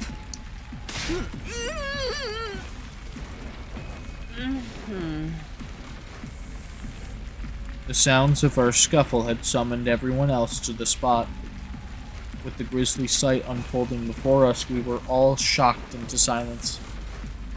We watched helplessly as Yugamu was slowly eaten up by flames until he finally collapsed onto the ground.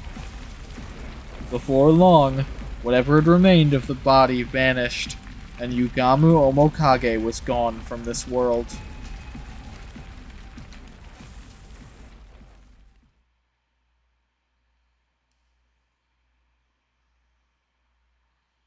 Day 56.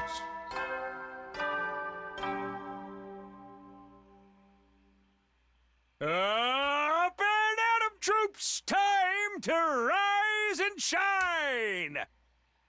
Get ready for your 56th day of active service here at Last Defense Academy! Prepare to spend another day enduring the unendurable and suffering the insufferable to pave the way for humanity's future greatness. Be ready to give your lives to protect our beloved school from the vile and barbaric enemy!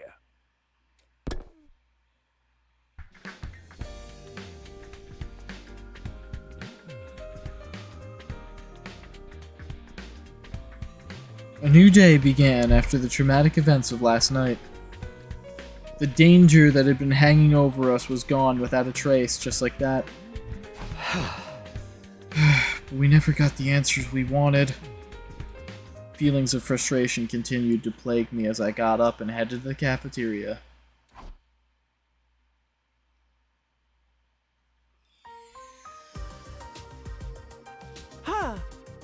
Good morning, Mr. Sumino. Why the long face so early in the morning? Here, you can have some of my mayonnaise cola if you promise to cheer up. Are you trying to cram your entire week's calorie intake into one day? They don't mix together very well, but the lumpy texture enhances the flavor.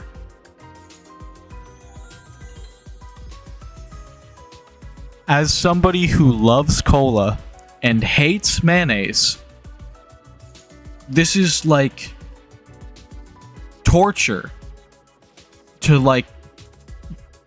read. The fuck do we mean mayonnaise cola? No thank you.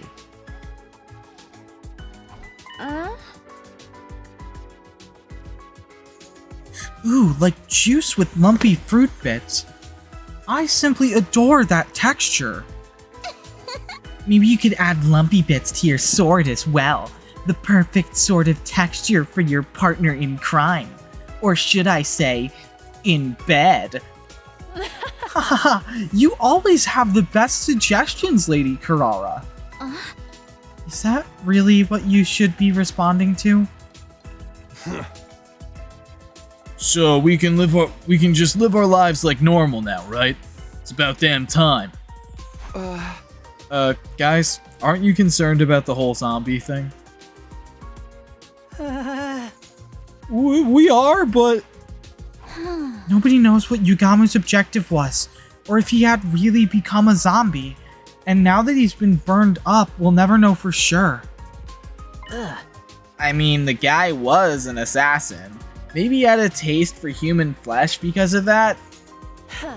He'd never shown any interest in cannibalism before his return from the dead.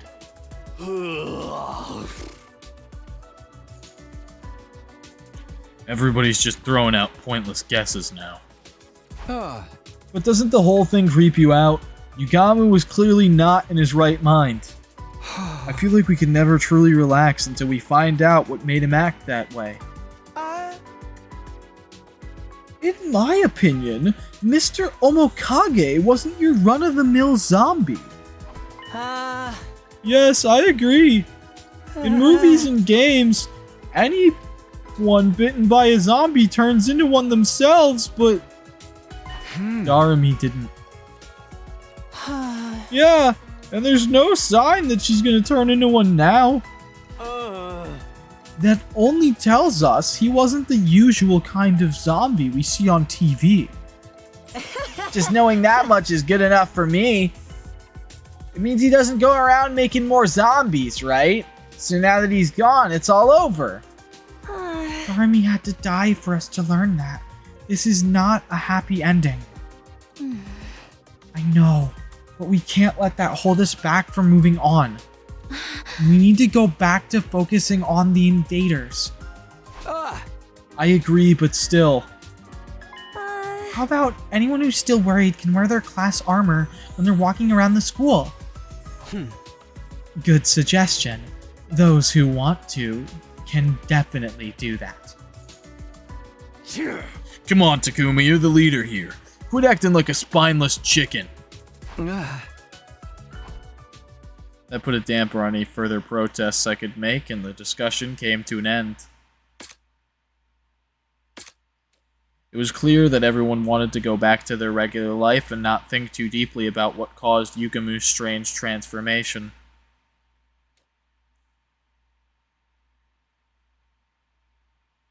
I still felt uneasy deep inside, but the invaders were the more immediate threat. I decided to shift emotional gears and focus on the here and now.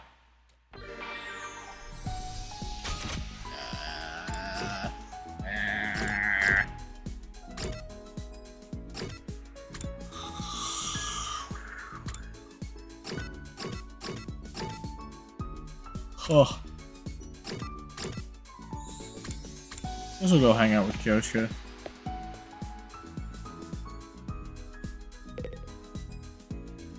Oh, Sir Takumi, I must live in this room from now on. Why? The more I look at this room, the cooler it gets. It's like some dark and mysterious secret base. What's so cool about a creepy place like this? Do you even know what it's for? The purpose of the room is irrelevant. All that matters is that it has a cool vibe. I let feelings drive my way of life. So I've decided I shall live here. So it shall be. I forcibly dragged Kyoshka out of the strange room she was so determined to stay in.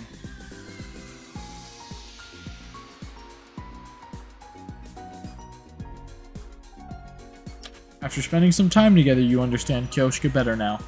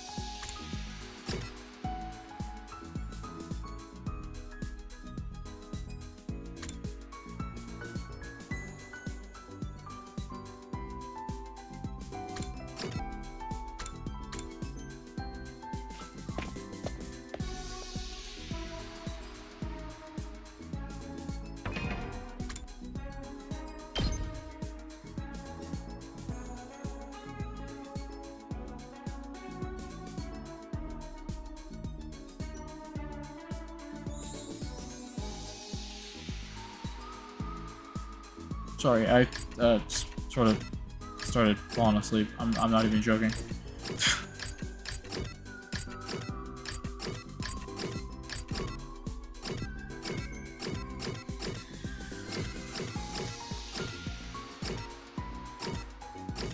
Exercise machines.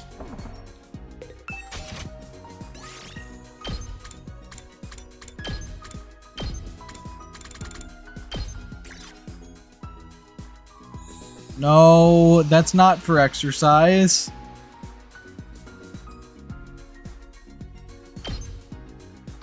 God damn it.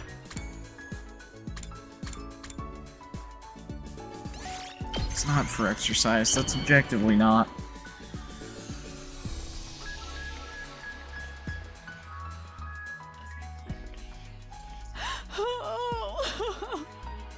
You have made my day, Sir Takumi! Am I right to interpret this as a marriage proposal? No. Infinity went up by 5. Let us speak of great things today, Sir Takumi. Do you wish to know the type of swords person I aspire to become? Good one. It is my cherished goal to become the world's best, nay, history's greatest swordswoman with my holy Jumanji sword at my side. How do I tend to achieve that? Not simply by tallying up victories and defeats, but by wielding my blade of justice for the weak and becoming a force for peace in the world. Hence, the current situation is the chance of a lifetime for me. When I banish evil in this war and leave behind a record of my glorious deeds, someone will surely turn it into manga.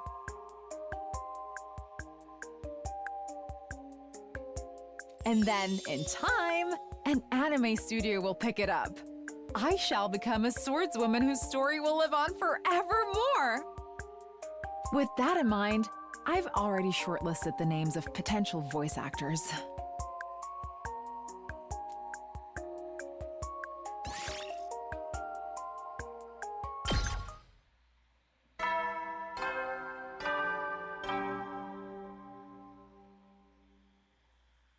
At ease, soldiers. It's time to hit the hay. You never know when the invaders might attack, so rest up while you still can. Well then, good night.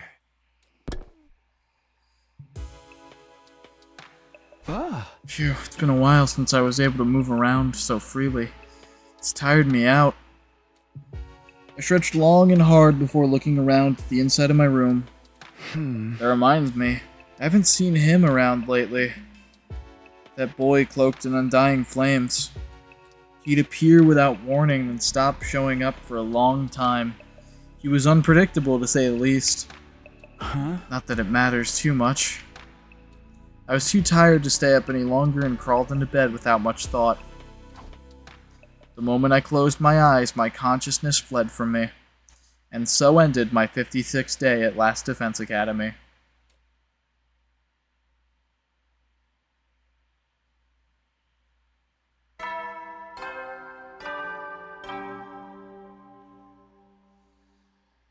Up and at 'em, troops! Time to rise and shine! Get ready for your 57th day of active service here at Last Defense Academy! Prepare to spend another day enduring the unendurable and suffering the insufferable to pave the way for humanity's future greatness. Be ready to give your lives to protect our beloved school from the vile and barbaric enemy! I wish I could sleep some more, but I better rise and shine now. I sat up and stretched a little. That's when I heard it. What? The alarm? Intruder alert! Intruder alert! Unauthorized personnel detected on school grounds. Defense mode initiated. All available troops prepare for battle immediately.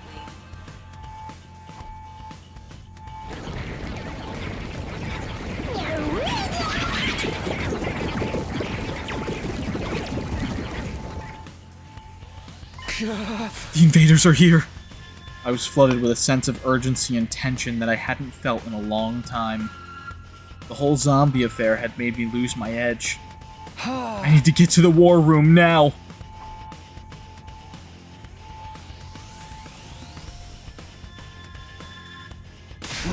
Looks like these bastards showed up right in time for me to wreak havoc on them. We're moving out, Takumi. Are you ready? Ready as I can be. I'm focused now. Alright everyone, let's protect this school! Ouch.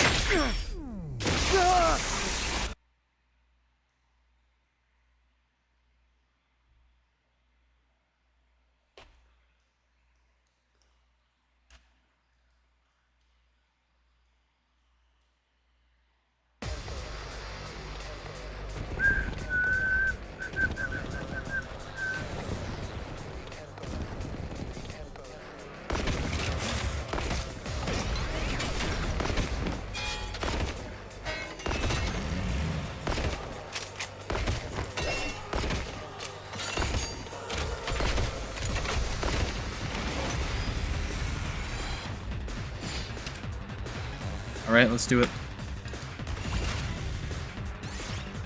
And by do it, I mean skip the battle.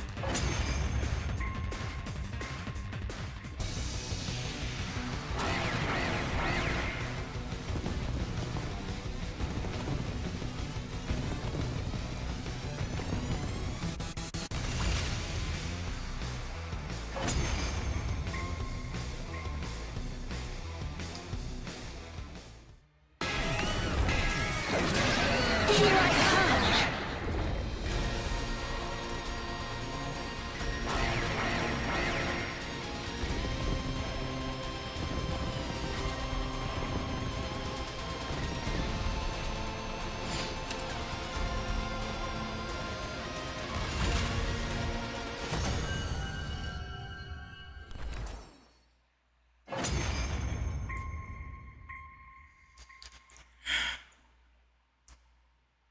I am Zenta, the paragon of harmony.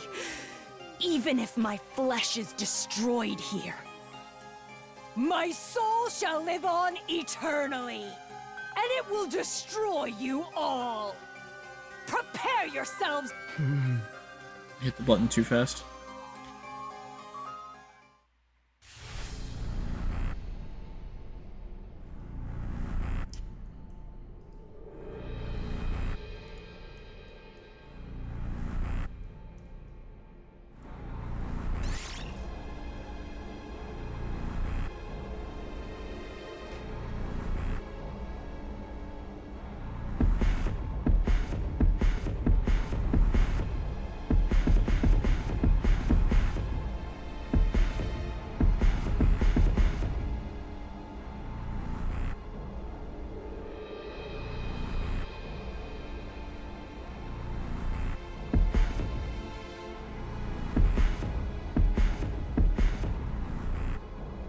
Somebody has to do it.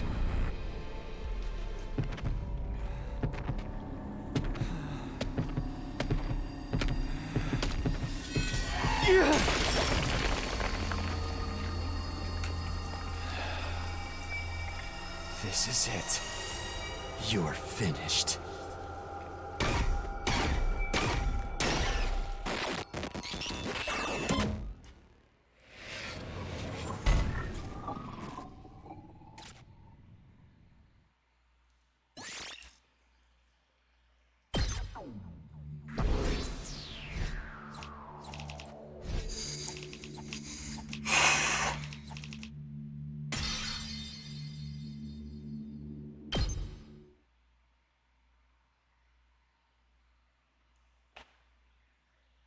And so, we managed to clinch another victory in the day's battle. It was already late by the time everything was said and done.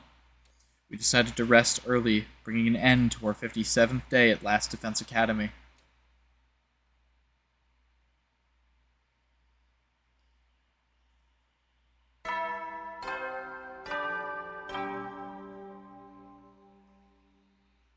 Up and Atom troops, time to rise and shine! Get ready for your 58th day of active service here at Last Defense Academy. Prepare to spend another day enduring the unendurable and suffering the insufferable to pave the way for humanity's future greatness. Be ready to give your lives to protect our beloved school from the vile and barbaric enemy!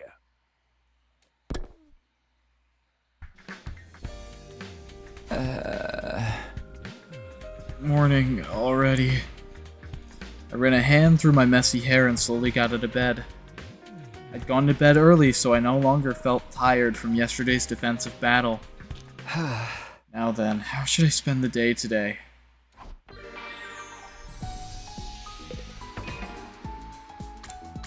I think I'm actually gonna save here.